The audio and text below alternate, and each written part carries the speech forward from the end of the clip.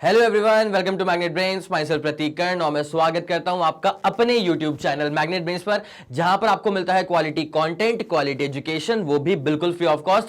जी हां, बिल्कुल free of cost. ठीक है, तो क्लास 12 का बहुत शानदार चैप्टर वेव ऑप्टिक्स, हम इस पे बहुत तरीके से हर एक चीजों को डिटेल में देखते हुए चल रहे थे और अब वो मौका आ गया है, अब वो टॉपिक आ गया है जो दरअसल जान बन जाता है यंग्स डबल स्लिट एक्सपेरिमेंट की। ठीक है, अब वो टॉपिक क्या है? Interference of light. इसके बारे में थोड़ा बहुत बेसिक आइडिया मैं आपको पिछली क्लासेस के अंदर भी दे चुका था, लेकिन अब एग्जैक्टली इंटरफेरेंस ऑफ लाइट वाले टॉपिक को ही बहुत तरीके से डिटेल में चेक करना है। ठीक है, तो चलो आ जाओ, बिना समय लगाए तुम्हें लेके चलते हैं इसके पूरे टॉपिक के ऊपर, है ना। और मैंने हमेशा कहा है बेटा कि जब भी आपको आंसर लिखने होते हैं ना पेपर में, तो कई बार क्या होता है कि आप सेंटेंसेस को फ्रेम नहीं कर पाते। अब सेंटेंसेस फ्रेम क्यों नहीं कर पाते हैं? बिकॉज आपको बेसिक आइडिया तो होता है, लेकिन जिन सोर्सेस से आप पढ़ाई कर रहे थे, कभी कभी या तो वो सोर्सेस गलत हो जाते हैं, ठीक है, या तो कभी कभी उन सोर्सेस के अंदर जो इंपॉर्टेंट पॉइंट्स रहा करते थे, मैं बुक की बात कर रहा हूं, तो आप उस पॉइंट को मिस कर जाते हैं, सीधे आप पूछ जाते हैं डेरिवेशन के ऊपर, बस वहीं से आपका काम जो है वो खराब हो जाता है। तो हमें उससे बच के चलना है।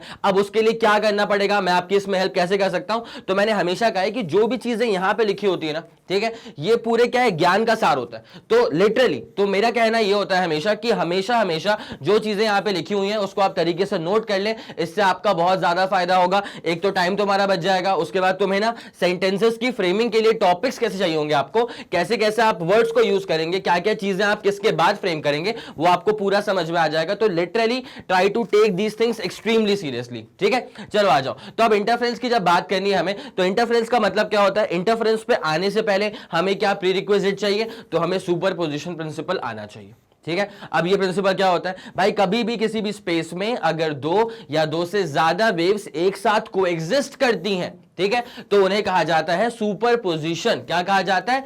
सुपरपोजिशन। ठीक है, मान लीजिए फॉर एग्जांपल अगर आपके कमरे में दो फोन रखे हुए हैं, ठीक है, एक आपका फोन है और कोई एक आपके सिबलिंग का फोन है। अब आपके सिबलिंग को भी किसी का कॉल आया और आपको भी किसी का कॉल आया, अगर वो दोनों कॉल एक ही टाइम पे आ गए, तो उस समय, या फिर मान लो अगर पहले उसको आ गया, उसके 10 सेकंड के बाद तुम्हें कॉल आ गया, कहां से आ रहा है वो उसकी तरफ मैं नहीं जा रहा हूं, बट कहीं से भी कॉल आया, है ना। अब यहां पे क्या हुआ, इस कमरे में ना एक ही टाइम पे दरअसल दो तरह की वेव्स का कोएग्जिस्टेंस है, इसे कहा जाएगा सुपरपोजिशन। इसे कह सकते हैं हम, एक तरह से इसको समझ सकते हैं कि एज इफ यहां पे क्या हो रहा है, वेव जो है वो सुपर इंपोज हो रही है। क्या हो रही है? Super impose. ठीक है, now the thing is that अगर सुपरपोजिशन हो गया है तो फिर आप इस बारे में बात कर सकते हैं कि क्या इंटरफेरेंस होगा। क्या इंटरफेरेंस होगा?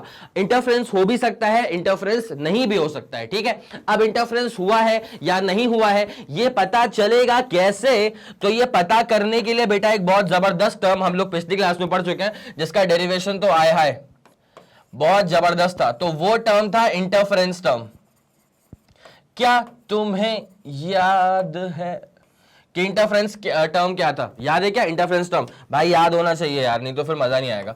इंटरफेरेंस टर्म को I12 से रिप्रेजेंट हमने किया हुआ था, है ना। कहीं कहीं कुछ और टर्म भी यूज कर सकते हैं, बट मेरा कहना तो ये कि भाई I1 I2 लेके चलो, मतलब I12 लेके चलो। ठीक है, अब ये जो I1 I2 लिखा हुआ है, इसका मतलब क्या होता है? I1 का मतलब इंटेंसिटी ऑफ पहला वाला सोर्स, I2 मतलब इंटेंसिटी ऑफ दूसरा वाला सोर्स। यार दो सोर्सेस चाहिए ना। अगर सुपरपोजिशन नहीं होगा तो आप इंटरफेरेंस की बात नहीं कर सकते। अगर आपको इंटरफेरेंस की बात करनी है तो उसके लिए वेव्स का सुपरपोजिशन होना बहुत जरूरी है। अब सुपरपोजिशन करवाने के लिए कोई एक सोर्स तो नहीं करवा सकता, कम से कम दो या दो से ज्यादा सोर्सेस की रिक्वायरमेंट होती है, ताकि आप कह सकें एक ही स्पेस में अगर वो एग्जिस्ट करेंगे तो आप कह सकते हैं कि यहां पे मल्टीपल वेव्स का सुपरपोजिशन हो चुका है। ठीक है, इसलिए कम से कम दो सोर्सेस चाहिए। I1 का मतलब पहले वाली सोर्स की इंटेंसिटी, I2 का मतलब दूसरी वाली सोर्स की इंटेंसिटी। सोर्स मतलब क्या? सोर्स ऑफ लाइट ना। ठीक है, उसके बाद था cos of phi1 minus phi2। ठीक है भाई साहब, ये जो अभी आपके सामने बना हुआ है, ये जो आपके सामने अभी बना हुआ है, इसे कहा जाता है इंटरफेरेंस टर्म। इसे कहा जाता है बेटा इंटरफेरेंस टर्म। ठीक है, अब अगर इंटरफेरेंस होगा ना तो ये इंटरफेरेंस टर्म की वैल्यू कुछ ना कुछ तो आएगी। अगर इंटरफेरेंस नहीं होगा तो इंटरफेरेंस टर्म की वैल्यू क्या हो जाएगी? जीरो हो जाएगी। और मैंने इसके बारे में बहुत तरीके से आपको दो तीन चीजें और बताई थी विद प्रॉपर प्रूफ। अगर आपको एवरेज निकालना होता है कॉस थीटा का, तो वो जीरो हो जाता है ओवर फुल टाइम। ठीक है, और अगर आपको एवरेज निकालना होता है कॉस स्क्वायर थीटा का, तो ये हो जाता है 1/2 ओवर फुल टाइम पीरियड, ठीक है। तो एवरेज निकालने का फंडा क्या होता है, 1 upon time period times integration of that function from lower limit to upper limit. क्या हुआ, अजीब सा लगा क्या? अगर अजीब सा लगा ना आपको तो जरूर आपने पिछली वाली क्लास मिस कर दी है, ठीक है। तो कोई दिक्कत वाली बात नहीं है, मेरा कहना तो है कि भाई एक बार वो क्लास भी देख लेना। But the thing is that अगर आपको किसी एवरेज निकालना है किसी कंटिन्यूअस फंक्शन का, अगर आपको एवरेज निकालना है किसी कंटिन्यूअस फंक्शन का बेटा, तो इसका फॉर्मूला होता है 1 upon time period times integration of that function from lower limit to upper limit. ये बेसिक फॉर्मूला होता है, ये बेसिक फंडा होता है, ठीक है, to evaluate average of any continuous function. इन चीजों का मैंने यूज करके रखा हुआ था, मैंने पहले भी कहा है वेव ऑप्टिक्स ऐसे बड़ा सिंपल टॉपिक है बट इसके डेरिवेशन बहुत जानदार है, बहुत जानदार, ठीक है। तो ये वाला फंडा हमें यूज करना पड़ेगा नाउ। तो मैंने वही कहा था कि अगर इंटरफेरेंस होगा या इंटरफेरेंस नहीं होगा ये मालूम चलेगा कैसे, ये मालूम चलेगा इंटरफेरेंस टर्म को देख करके, ठीक है। अगर इंटरफेरेंस टर्म मैक्सिमाइज तो बहुत शानदार इंटरफेरेंस, अगर इंटरफेरेंस जीरो हो गया, इंटरफेरेंस टर्म अगर जीरो हो गया मतलब कोई भी इंटरफेरेंस वहां पर नहीं हो रहा है लाइट का, ठीक है। अब एग्जैक्टली क्या लिखा हुआ है जरा उस पर आते हैं, उसके बाद फिर आपको लेके चलते हैं इसके बहुत जबरदस्त डेरिवेशन के ऊपर। जरा लेक्चर फ्लो समझना, थोड़ी सी थ्योरी, उसके बाद एक डेरिवेशन, थोड़े से कंडीशंस, और बस आपका ये इंटरफेरेंस ऑफ लाइट खत्म हो जाएगा। नाउ इंटरफेरेंस ऑफ लाइट जो टॉपिक है वो दरअसल बहुत ही ग्राउंडेड बेसिक फॉर्म करेगा तुम्हारा for Young's double slit experiment, जो लेक्चर इसके ठीक बाद आपको मिल जाएगा, ठीक है। चलो आ जाओ, क्या लिखा हुआ है जरा पढ़ना शुरू करते हैं। When there is a single source of light, अगर सिंगल सोर्स ऑफ लाइट है तो कोई सुपरपोजिशन नहीं, कोई इंटरफेरेंस नहीं। तो when there is a single source of light, the distribution of light energy in the surrounding medium is uniform in all the directions। सही बात है, अगर एक ही सोर्स ऑफ लाइट है तो वो हर तरफ यूनिफॉर्मली लाइट को अपना स्प्रेड कर देगा, तो हर डायरेक्शन में दरअसल uniform distribution of light energy हो जाएगी, ठीक है। Now the thing is that but when we have two coherent sources, ठीक है, अगर हमारे पास दो कोहेरेंट सोर्सेज आ गए। अब ये सर कोहेरेंट सोर्सेज क्या होते हैं, हमने आपका पिछला वाला लेक्चर मिस कर दिया, तो कोहेरेंट सोर्सेज क्या होते हैं तो जरा बता दीजिए, जरा ध्यान देना बेटा।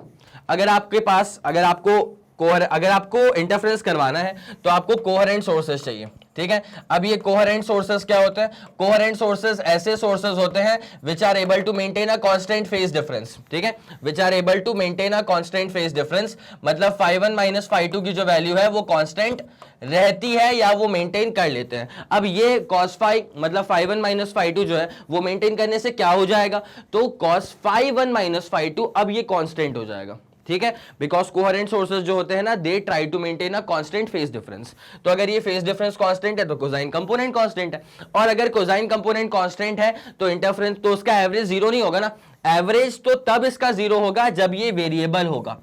इसका कॉस स्क्वायर थीटा का सॉरी कॉस स्क्वायर नहीं कॉस थीटा का एवरेज जीरो तब होगा जब कॉस थीटा वेरिएबल होगा। अब यहां पे अगर कोहेरेंट सोर्सेस थे so they maintained a constant phase difference, जिसके कारण कॉस कंपोनेंट पूरा कांस्टेंट हो गया, तो उसका एवरेज जीरो नहीं होगा, तो इंटरफेरेंस टर्म भी जीरो नहीं होगा, ठीक है। तो अगर ये कांस्टेंट मेंटेन हो जाता है तो इंटरफेरेंस टर्म I12 कुछ भी होगा जीरो नहीं होगा, इसका मतलब इंटरफेरेंस हो जाएगा, ठीक है। तो कोहेरेंट सोर्सेज जो होते हैं ना वो इंटरफेरेंस करवाते हैं, कैसे करवाते हैं, because they maintain a constant phase difference. ये वाली कहानी मेरे ख्याल में समझ में आपको आ गई होगी पक्का, ठीक है। तो यहां पे क्या था कि अगर तुम्हारे पास दो कोहेरेंट सोर्सेज हैं, कोहेरेंट सोर्सेज के पीछे मैं इसलिए पढ़ा हुआ हूं बिकॉज कोहेरेंट सोर्सेज अगर होंगे तो ही इंटरफेरेंस हो पाएगा। फिर से चेन ऑफ थॉट्स लगाओ, इंटरफेरेंस हो पाएगा, तो हमें कैसे पता कि इंटरफेरेंस हो पाएगा, बेटा इंटरफेरेंस टर्म को नजर से देखो अच्छी नजर से, ठीक है। इंटरफेरेंस टर्म जो था अगर उसकी वैल्यू जीरो हो गई इसका मतलब इंटरफेरेंस नहीं हो रहा, अगर इंटरफेरेंस टर्म की वैल्यू जीरो नहीं हुई इसका मतलब इंटरफेरेंस हो रहा है, ठीक है। तो यहां पे क्या है कोहेरेंट सोर्सेज जो होते हैं ना वो इंटरफेरेंस करवा देते हैं। तो कोहेरेंट सोर्सेज ऑफ लाइट, अगर हमारे पास दो कोहेरेंट सोर्सेज ऑफ लाइट हैं तो वहां पे जो डिस्ट्रीब्यूशन ऑफ लाइट एनर्जी होती है वो does not remain uniform in all directions. अब वो हर तरफ यूनिफॉर्म नहीं रहती, ठीक है। अच्छा, मतलब अगर एक सोर्स ऑफ लाइट था तो हर तरफ लाइट की एनर्जी यूनिफॉर्म डिस्ट्रीब्यूशन हो गया था उसका, ठीक है। लेकिन अगर तुम्हारे पास कोहेरेंट सोर्सेज ऑफ लाइट है वो भी दो है ना, तो वहां पे जो लाइट एनर्जी का डिस्ट्रीब्यूशन है वो हर तरफ यूनिफॉर्म नहीं होता है। अब हर तरफ यूनिफॉर्म नहीं होता है तो एग्जैक्टली कैसा होता है, तो एग्जैक्टली क्या होगा वो यहां पे लिखा हुआ है, जरा गौर करते हुए चलेगा। पहले स्टेटमेंट देख लो, उसके बाद फिर मैं तुमको ना बाकायदा से बना करके भी दिखा दूंगा। तो क्या लिखा है, at some points where the crest of one wave falls on the crest of another. ठीक है, ये आप लोग जानते हैं क्रस्ट और ट्रफ क्या होता है। ऊपर वाला हिस्सा क्रस्ट हो गया और इसे हम कहते हैं सेंटर ऑफ क्रस्ट, और नीचे वाला हिस्सा ट्रफ हो गया, इसे हम कहते हैं सेंटर ऑफ ट्रफ। ठीक है, यूनिफॉर्म है एकदम पूरा। तो यहां पे क्या है, at some points where the crest of one wave falls on the crest of other the resultant amplitude is maximum. ठीक है, मैं बताऊंगा इसके बारे में। Hence the intensity of light is maximum. Okay, at certain point कभी कभी ऐसा होता है कि क्रस्ट के ऊपर ट्रफ चढ़ जाएगा, crust of one wave falls on the trough of the another, तो वहां पे रिजल्टेंट एम्पलीट्यूड मिनिमम हो जाएगा। अगर दोनों बराबर थे तो अल्टीमेट आंसर 0 आ जाएगा। जितना वेव ऊपर गया अगर उतना ही ट्रफ बनना नीचे की तरफ, और वो सुपर इंपोज हो गए हैं, एक के ऊपर एक चढ़ गया है, तो जितना ऊपर उतना नीचे, अल्टीमेटली 0 बन जाएगा। ठीक है, अगर लाइट का रिजल्टेंट एम्पलीट्यूड अगर 0 हो गया मतलब डार्कनेस है। ठीक है, this kind of modification in the energy distribution is called interference. ठीक है, इसे हम कहते हैं इंटरफेरेंस। अब एग्जैक्टली क्या होगा, कैसे होगा, ये आपको पूरा दिखाता हूं। पहले ना आप जरा एक बार चाहें तो आप इसका स्क्रीनशॉट ले लो। ठीक है, ये दरअसल पिछली क्लासेस में हमने जो पढ़ा हुआ है उसका सार है ये। ठीक है, ये वाली बात समझ में आ गई पक्का। ये इंटरफेरेंस टर्म आ रहा है, ये समझ में आ गया होगा, ये लिख लिया होगा आप लोगों ने। ठीक है, चलो अब जरा मैं इसे क्लियर कर देता हूं। और ये तो कोहेरेंट सोर्सेस के बारे में थोड़ी सी आपको मैंने जानकारी दे दी थी, तो ये भी क्लियर कर देता हूं। अब आपको लेके चलता हूं कि एग्जैक्टली उस वाले पॉइंट में क्या कहा गया है कि कौन सा क्रस्ट कौन सा ट्रफ, क्या बातें हो रही है वहां पे। तो जरा गौर करिए, वहां बातें ऐसी हो रही हैं, एक्स एक्सिस वाई एक्सिस। ठीक है, देखो भैया पहले बनाते हैं एक वेव। ये हमारे पास पहला वाला वेव बन गया। ठीक है, अब जैसे मान लेते हैं इसका जो एम्पलीट्यूड है, इसका एम्पलीट्यूड है a के बराबर, मतलब इसकी height from the reference axis is a के बराबर। ठीक है, अब दूसरा वाला वेव लेके आते हैं, तो मान लो दूसरा वाला वेव हमने बनाया ऐसे करके। ओके, मेरे ख्याल में आपको समझ में आ रहा होगा कि क्या हो रहा है यहाँ पे, है ना। ये जो दूसरा वाला वेव है ना, देखो पहले वाले वेव के क्रस्ट के ऊपर दूसरे वाले का ट्रफ जो है वो सुपर इंपोज कर गया। इसका एम्पलीट्यूड जो है ना वो मान ले b के बराबर है। किसके बराबर है, b के बराबर है। तो बेटा अगर ऊपर a है और नीचे b है तो नेट कितना बचा, नेट कितना बचा, a ज्यादा है b कम है, तो a माइनस b बचा ना। तो इसका जो रिजल्टेंट वेव बनेगा, इसका जो रिजल्टेंट वेव बनना चाहिए वो कैसा बनना चाहिए, अब जरा गौर करना अच्छे से।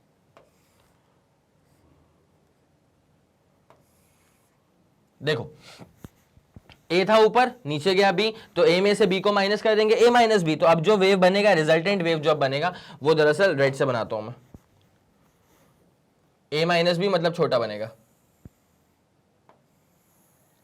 और इसका जो एम्पलीट्यूड होगा वो हो जाएगा a माइनस बी। तो यहां पे क्या हो रहा है, यहां पे ना एक के क्रस्ट के ऊपर दूसरे का ट्रफ चढ़ रहा है, तो ये भी एक इंटरफेरेंस है जिसे कहा जाता है डिस्ट्रक्टिव। क्या कहा जाता है इसे, डिस्ट्रक्टिव, बिकॉज एक दूसरे को अपोज कर रहे हैं। तो ये बहुत ही क्लासिक ग्राफ बन जाएगा फॉर डिस्ट्रक्टिव इंटरफेरेंस। एकदम लाल कलर से लिख दिया इसको, तो ये बन गया है आपके पास फॉर डिस्ट्रक्टिव इंटरफेरेंस। ठीक है, अब जरा कंस्ट्रक्टिव की आपसे बात की जाए तो कंस्ट्रक्टिव में क्या होता होगा, अगले वाले पे आते हैं। अब तुम समझ गए होगे कि यार डिस्ट्रक्टिव में अगर अपोजिंग नेचर शो कर रहा है, क्रस्ट के ऊपर ट्रफ आ रहा है, तो फिर कंस्ट्रक्टिव में क्या हो रहा होगा, सपोर्टिंग नेचर, ऊपर क्रस्ट दूसरे वाले का भी ऊपर ही आ रहा होगा। ठीक है, अब ये कैसे बनेगा तो जरा गौर करा जाएगा आप पे, यहां पे ध्यान दो।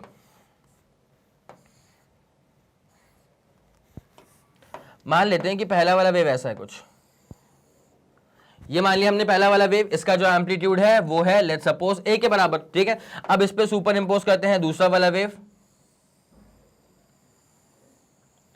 और इसका जो एम्पलीट्यूड है वो मान लेते हैं b के बराबर। तो जब इन दोनों का ऐसा सुपर पोजिशन होगा तब इवेंचुअली क्या होगा पता है, a भी ऊपर b भी ऊपर, तो जो रिजल्टेंट बनेगा वो बड़ा बन जाएगा, a प्लस b। क्या बन जाएगा, इससे बड़ा बन जाएगा, that will be a plus b। तो जरा गौर फरमाया जाए, यहां पे काम हो जाएगा बहुत शानदार तरह से। देखो भैया रिजल्टेंट इससे बनाएंगे, a प्लस बी बड़ा वेव बनने वाला है। ठीक है, तो इसका जो होगा एम्पलीट्यूड वो हो जाएगा a plus B. It's as simple as that. ठीक है, तो इंटरफेरेंस यहां पर भी, इंटरफेरेंस यहां पर भी है, बट ये वाला इंटरफेरेंस था डिस्ट्रक्टिव इंटरफेरेंस, और यहां पर जो इंटरफेरेंस आपको देखने को मिला दिस इज कंस्ट्रक्टिव इंटरफेरेंस। आ गया समझ में, पक्का आ गया समझ में। तो आई वुड सजेस्ट एक बार जरा आप इसका स्क्रीनशॉट ले लो। पहले एक काम करो, पता है, पहले जरा ये सब चीजें लिख लो एक बार ये नोट करो फट से। 3 2 1 रेडी गो एंड डन। तो मेरे ख्याल में ये वाला आपने पूरा लिख लिया होगा। अब उसके बाद फिर आप जरा इसका स्क्रीनशॉट ले लो, उसके बाद फिर आपको लेके चलते हैं इसके आगे, जल्दी करेगा। 3 2 1 रेडी, गो, डन, हो गया। चलो इसे भी जरा क्लियर करें, इसे भी जरा क्लियर करें। अब आपको लेके चलते तरीके से आगे। तो ये वाली बात समझ में आ गई। तो अगर इंटरफ्रेंस कंस्ट्रक्टिव, मतलब अगर क्रस्ट के ऊपर क्रस्ट चढ़ गया तो कंस्ट्रक्टिव, और अगर क्रस्ट के ऊपर ट्रफ चढ़ गया दूसरे वाले वेव का तो वो बन जाएगा डिस्ट्रक्टिव इंटरफेरेंस। वहां पे लाइट की इंटेंसिटी कम हो जाएगी ना, इतनी सी बात है बस, ठीक है। अब यहां पे कैसे डिफाइन करा गया, तो ये है इसका definition. Interference of light is defined as the phenomena of redistribution of light energy in a medium on account of superposition. भाई इंटरफेरेंस अगर हो रहा है, अगर इंटरफेरेंस हो रहा है तो आपको सुपरपोजिशन की तो बात करनी ही पड़ेगी। सुपरपोजिशन अगर नहीं होगा तो इंटरफेरेंस की आप बात कर ही नहीं सकते। कौन किस में इंटरफेयर करेगी, जब मल्टीपल वेव्स ही नहीं है तो, ठीक है। और मल्टीपल वेव्स अगर है तभी तो सुपरपोजिशन है, ठीक है। तो यहां पे वही लिखा हुआ है कि it is redistribution of light energy into a medium on account of superposition of light waves from to coherent sources. Coherent sources का जो टर्म है आना ही आना है, ठीक है। कोहेरेंट सोर्सेज क्या होते हैं, ऐसे sources which are able to maintain a constant phase difference. क्या मेंटेन कर लेंगे, they are able to maintain a constant phase difference, ठीक है। पक्का इतनी बात क्लियर है ना। चलो उसके बाद क्या लिखा हुआ है, अभी जो हमने बात कही थी ना वो क्रस्ट के ऊपर क्रस्ट वाली और उसके बाद क्रस्ट के बाद ऊपर ट्रफ वाली, वही वाली बात यहां पे। कुछ पॉइंट्स पे ऐसा होता है, at points where the resultant intensity of light is maximum, जहां पे रिजल्टेंट इंटेंसिटी मैक्सिमाइज कर जाती है तो वहां पे हम कहते हैं कि इंटरफेरेंस कंस्ट्रक्टिव है, जिसका क्लासिक एग्जांपल मैं आपको बता चुका था। ये पहला वाला वेव और यहीं पे अगर दूसरा वाला वेव ऐसे सुपर इंपोज कर गया तो यही दिमाग में छाप लो, this is for constructive interference, this is for constructive interference. उसके बाद at some points where the resultant intensity of light is minimum, जहां पे लाइट की इंटेंसिटी कम हो जाएगी, मिनिमाइज हो जाएगी, ठीक है। नॉट एग्जैक्टली जीरो, जीरो भी हो जाएगी तो एकदम पिच डार्कनेस हो जाएगा, बट अगर इंटेंसिटी कम हो रही है ना लाइट की तो वहां पर भी इंटरफेरेंस अगर हो रहा है तो डिस्ट्रक्टिव हो रहा होगा, ठीक है। तो then the interference is said to be destructive. इसका भी दिमाग में डाल लो अच्छे से। ये पहला वाला वेव है, ठीक है, इसको सुपर इंपोज करा किसी दूसरे वेव ने कुछ इस तरह से। तो यहां पे अब जरूरी नहीं कि अगर वैल्यू बराबर ही हो, ठीक है। अगर वैल्यू बराबर हो गई तो फिर निपट के जीरो हो गया वो। कैसे, जैसे मान लिया कि जितना ऊपर है, जितना क्रस्ट ऊपर है, अगर उतना ही ट्रफ नीचे आ गया तो उसके बाद लाइट थोड़ी बचेगी, उसके बाद लाइट बचेगी नहीं, है ना। लेकिन यहां पर ये एग्जाम्पल भी डिस्ट्रक्टिव का तो है ही ना। जैसे ये सपोर्ट कर रहा है तो कंस्ट्रक्टिव हो गया, ये अपोज कर रहा है तो ये डिस्ट्रक्टिव हो गया, इतनी सी बात होती है। तो दिमाग में इसके साथ ये वाला ग्राफ चिपका लो और दिमाग में इसके साथ ये वाला ग्राफ चिपका लो। चिपका लिया होगा मेरे ख्याल में। 3 2 1 रेडी, गो एंड डन। चलो हो गया क्लियर। अब इसे जरा क्लियर किया जाएगा। तो ये वाली बातचीत जो थी मेरे ख्याल से आपको समझ में आ गई होगी। जब कभी किसी स्पेस के अंदर अगर दो या दो से ज्यादा वेव्स को एग्जिस्ट करती हैं तो इसे कहा जाता है सुपरपोजिशन। पहली बात तो ये दिमाग में क्लियर कर लो, ठीक है। अगर सुपरपोजिशन हुआ है तो इंटरफेरेंस हो भी सकता है, इंटरफेरेंस नहीं भी हो सकता है। अब इंटरफेरेंस हुआ है कि नहीं हुआ है वो मालूम हमें कैसे चलेगा, वो पता करने के लिए हमें कूदना पड़ेगा इंटरफेरेंस टर्म के ऊपर। किसके ऊपर कूदना पड़ेगा, इंटरफेरेंस टर्म के ऊपर। इंटरफेरेंस टर्म क्या होता है बता चुका था एक बार, उसका पूरा फॉर्मूला एक बार देख लो नेट इंटेंसिटी के टर्म्स में, जो हमने पिछली क्लास में सीखा था ना कि नेट इंटेंसिटी जो थी लाइट की जो हम निकाल रहे थे वो था आई। अब वो कैसे आया था पता है, वो आया था पहली वाली की इंटेंसिटी, वो आया था दूसरी वाली की इंटेंसिटी और वो आया था इंटरफेरेंस टर्म का एडिशन, है ना। अब इंटरफेरेंस टर्म क्या होता है वही तो बताया था, 2 √ I1 I2 cos of phi1 - phi2। बेटा ये है वो फॉर्मूला। काफी लोग इस फॉर्मूले से बचते हैं तो वो इस चैप्टर पर ग्रिप हासिल कर ही नहीं पाएंगे अगर आप इस वाले फॉर्मूले से बचोगे तो, ठीक है भाई। चेन ऑफ थॉट्स और लपक के चेन ऑफ थॉट्स हैं, ठीक है। तो ये वाली बात मेरे ख्याल में आपको समझ में आ गई होगी, है ना। अब इस पे तो और बातें करनी है अपने को, ये पूरा क्लियर हो चुका है, ठीक है। इंटरफेरेंस अगर होगा तो दो तरह का होगा, it could be constructive interference, it could be destructive interference as well. अब उसके बाद ये है कि जब कंडीशंस की बात की जाएगी कि कंस्ट्रक्टिव इंटरफेरेंस करवाने के लिए क्या कंडीशंस चाहिए और डिस्ट्रक्टिव इंटरफेरेंस करवाने के लिए क्या कंडीशंस चाहिए, तो उन पे हमको बिल्डअप करना पड़ेगा। तो मैं इसको पूरा डिराइव करवाऊंगा आपके सामने। आपके दिमाग में ना बस एक चीज क्लियर होनी चाहिए, वो कौन सी चीज है कि सुपरपोजिशन, उसके बाद इंटरफेरेंस, ठीक है। और इंटरफेरेंस टर्म का जो पूरा लॉजिक था वो आपके दिमाग में क्लियर होना चाहिए। अब इसको हल्का से एक बार पढ़ के देखो कि क्या चीजें लिखी हुई हैं, कैसे किसी वेव की इक्वेशन को हम रिप्रेजेंट करते हैं। और उसके बाद ये जो फाई का टर्म आ रहा है ना, this phi is called as the phase difference. This phi is called as the phase difference. और जिन लोगों ने स्कूल में पढ़ाई करी है उन्हें ये टर्म सुनते ही दिमाग में एक और टर्म चमक जाएगा कि भाई फेज डिफरेंस तो सुना है, बट उसके साथ एक और टर्म सुना है, पाथ का डिफरेंस। तो ये दो तरह के डिफरेंसेस क्या होते हैं, फेज डिफरेंस क्या होगा, पाथ का डिफरेंस क्या होगा, तो ये पूरा मैं बताने वाला हूं आप लोग को। बस आपसे अभी उम्मीद ये है कि आप जरा इसको जरा छाप लेंगे, अच्छे से तरीके से नोट कर लेंगे, उसके बाद इसको हम वापस से पूरा डेरिवेशन जो है इसका वो स्टार्ट करते हैं। एक बार जरा जल्दी इसको देख लीजिए।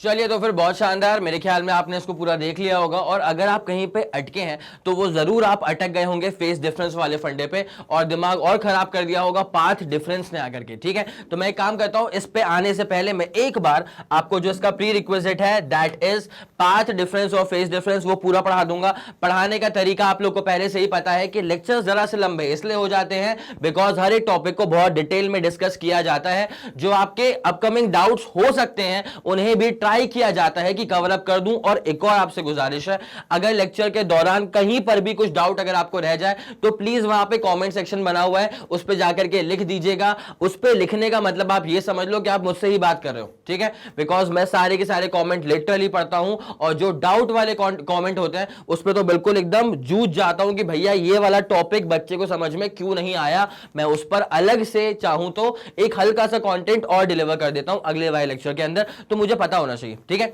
चलो अब जरा आगे बढ़ा जाएगा। इसमें पहले बता रहा हूं कि यार पाथ डिफरेंस और फेज डिफरेंस में लॉजिक क्या होता है। तो रिलेशन हम निकालने वाले हैं, रिलेशन रिश्तेदारी बिटवीन पाथ का डिफरेंस एंड फेज डिफरेंस। पूरा क्लियर हो जाएगा, बेफिक्र हो, बेफिक्र हो। Relation between path difference and phase difference.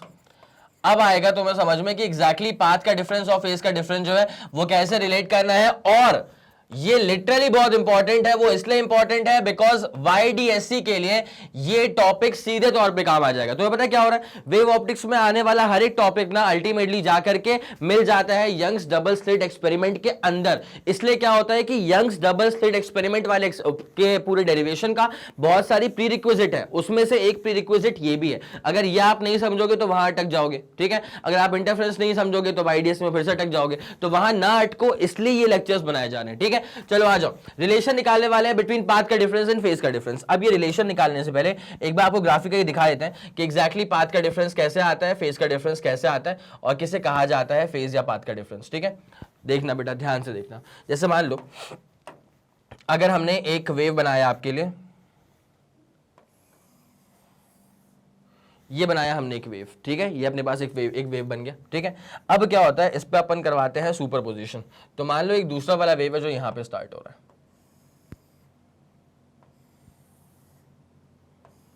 ये है दूसरा वाला वेव। यहां पे क्लियर है कि पहला वाला वेव कुछ अलग है, दूसरा वाला वेव कुछ अलग है, बिकॉज वो सेम पॉइंट पे स्टार्ट नहीं हो रहा है। तो भाई इनके बीच में अगर हम एंगल वाइज चेक करें तो कितने का डिफरेंस आ रहा है बेटा, ये वाला होगा 0। ठीक है, ये वाला होगा 0।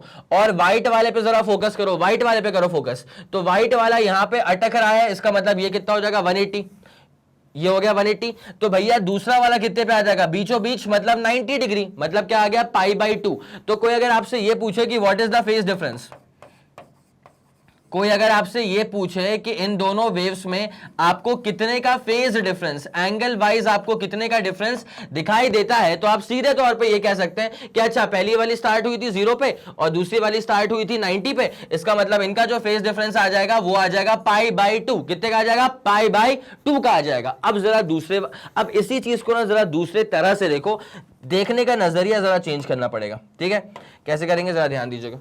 सेम तरह का वेव बनाऊंगा बट कहानी थोड़ी सी अलग, कहानी थोड़ी सी अलग। ठीक है, एक व्हाइट वाली है और एक ग्रीन वाली है। ओके, व्हाइट वाली आ जाओ। भैया भैया भैया चेंज नहीं कर रहा हूं। ठीक है, बस बता रहा हूं कि इस बार डिफरेंस कैसे अलग तरह से निकाला जाएगा। ठीक है, ये दूसरी वाली यहां पे स्टार्ट हो रही है और यहां पे अटकेगी ना। चलो बहुत जबरदस्त। अब देखिए यहां पे क्या हुआ है, बताइए क्या। देखो भाई, पहले हमने बात करी थी इन टर्म्स ऑफ एंगल, तो वहां पे जो रिलेशन निकला वो निकला फॉर फेज डिफरेंस। ठीक है। अब यहां पर भी देखो भाई, दोनों वेव्स सेम तो नहीं लग रहे, ठीक है, मतलब दोनों वेव्स में कुछ ना कुछ डिफरेंस तो होने वाला है। अब वो डिफरेंस इस बार हम निकाल लेंगे वेव लेंथ के फॉर्मेट में। किस फॉर्मेट में? Wave length. सोचो बेटा, व्हाइट वाले पे ध्यान देना, व्हाइट वाली पे ध्यान देना, अब तुम ध्यान दोगे ना व्हाइट वाली पे।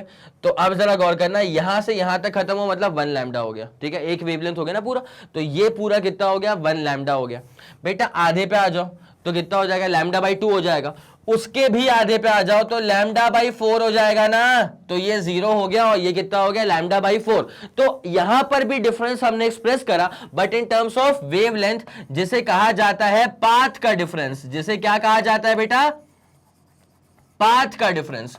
और वो कितना आ रहा है? वो आ रहा है लैम्डा बाई 4। तो वेव्स दोनों सेम बना के रखे हैं, जो वेव यहां पर है वही वेव यहां पर है, लेकिन यहां पे उन दोनों का डिफरेंस एक्सप्रेस करा गया था एंगल के टर्म्स में, तो वो कहा गया था फेस का डिफरेंस। यहां पे उन दोनों का डिफरेंस एक्सप्रेस करा गया था वेव लेंथ के टर्म्स में, तो वो क्या कहला गया? वो कहला गया पाथ का difference, which is nothing but lambda by 4। मेरे ख्याल में आपको इतनी बात समझ में आ गई होगी, ठीक है। लेकिन हर बार के जो वेव्स बनेंगे वो क्या इतने आसान बनेंगे? नहीं, अलग अलग तरह के भी बन सकते हैं। तो हमारे पास कोई रिलेशन होना चाहिए जो हमें रिलेट करवा दे फेस डिफरेंस को पाथ डिफरेंस के साथ। अब वो रिलेशन क्या होता है?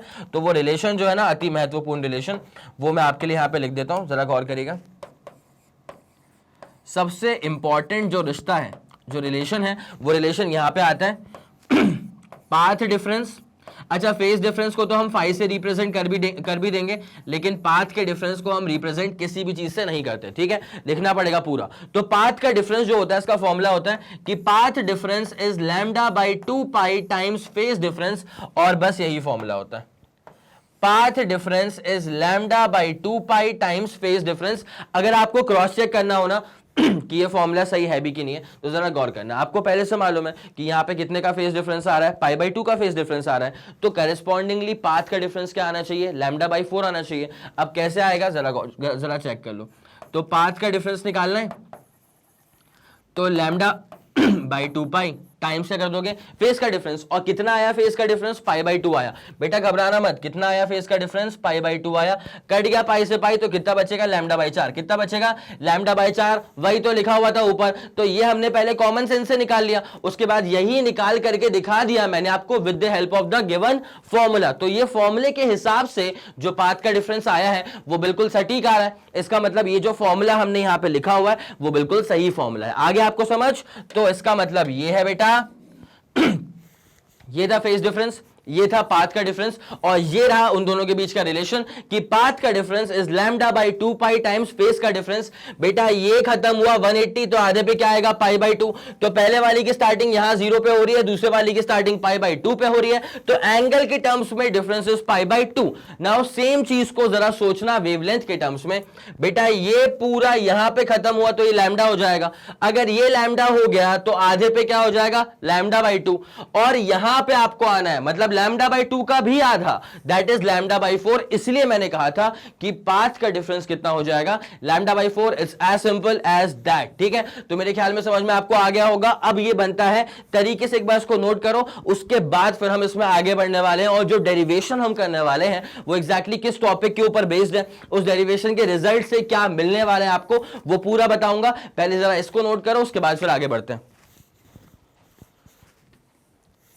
चलिए फिर, बहुत बढ़िया, इसको नोट कर लिया होगा आप लोगों ने, है ना। अब यहाँ पे मैं आप लोगों के लिए एक बहुत प्यारी कंडीशन इंपोज कर रहा हूँ कि मान लो अगर दोनों वेव जो है ना, अगर वो सेम जगह पे स्टार्ट हो तो क्या होगा? अगर दोनों के दोनों वेव्स अगर सेम ही जगह पे स्टार्ट होंगे तो क्या होगा? जरा गौर करिएगा। होगा फिर ये कुछ, जैसे मान लो पहला वाला वेव जो है ना वो ऐसा है, और दूसरा वाला वेव जो है ना वो ऐसा है,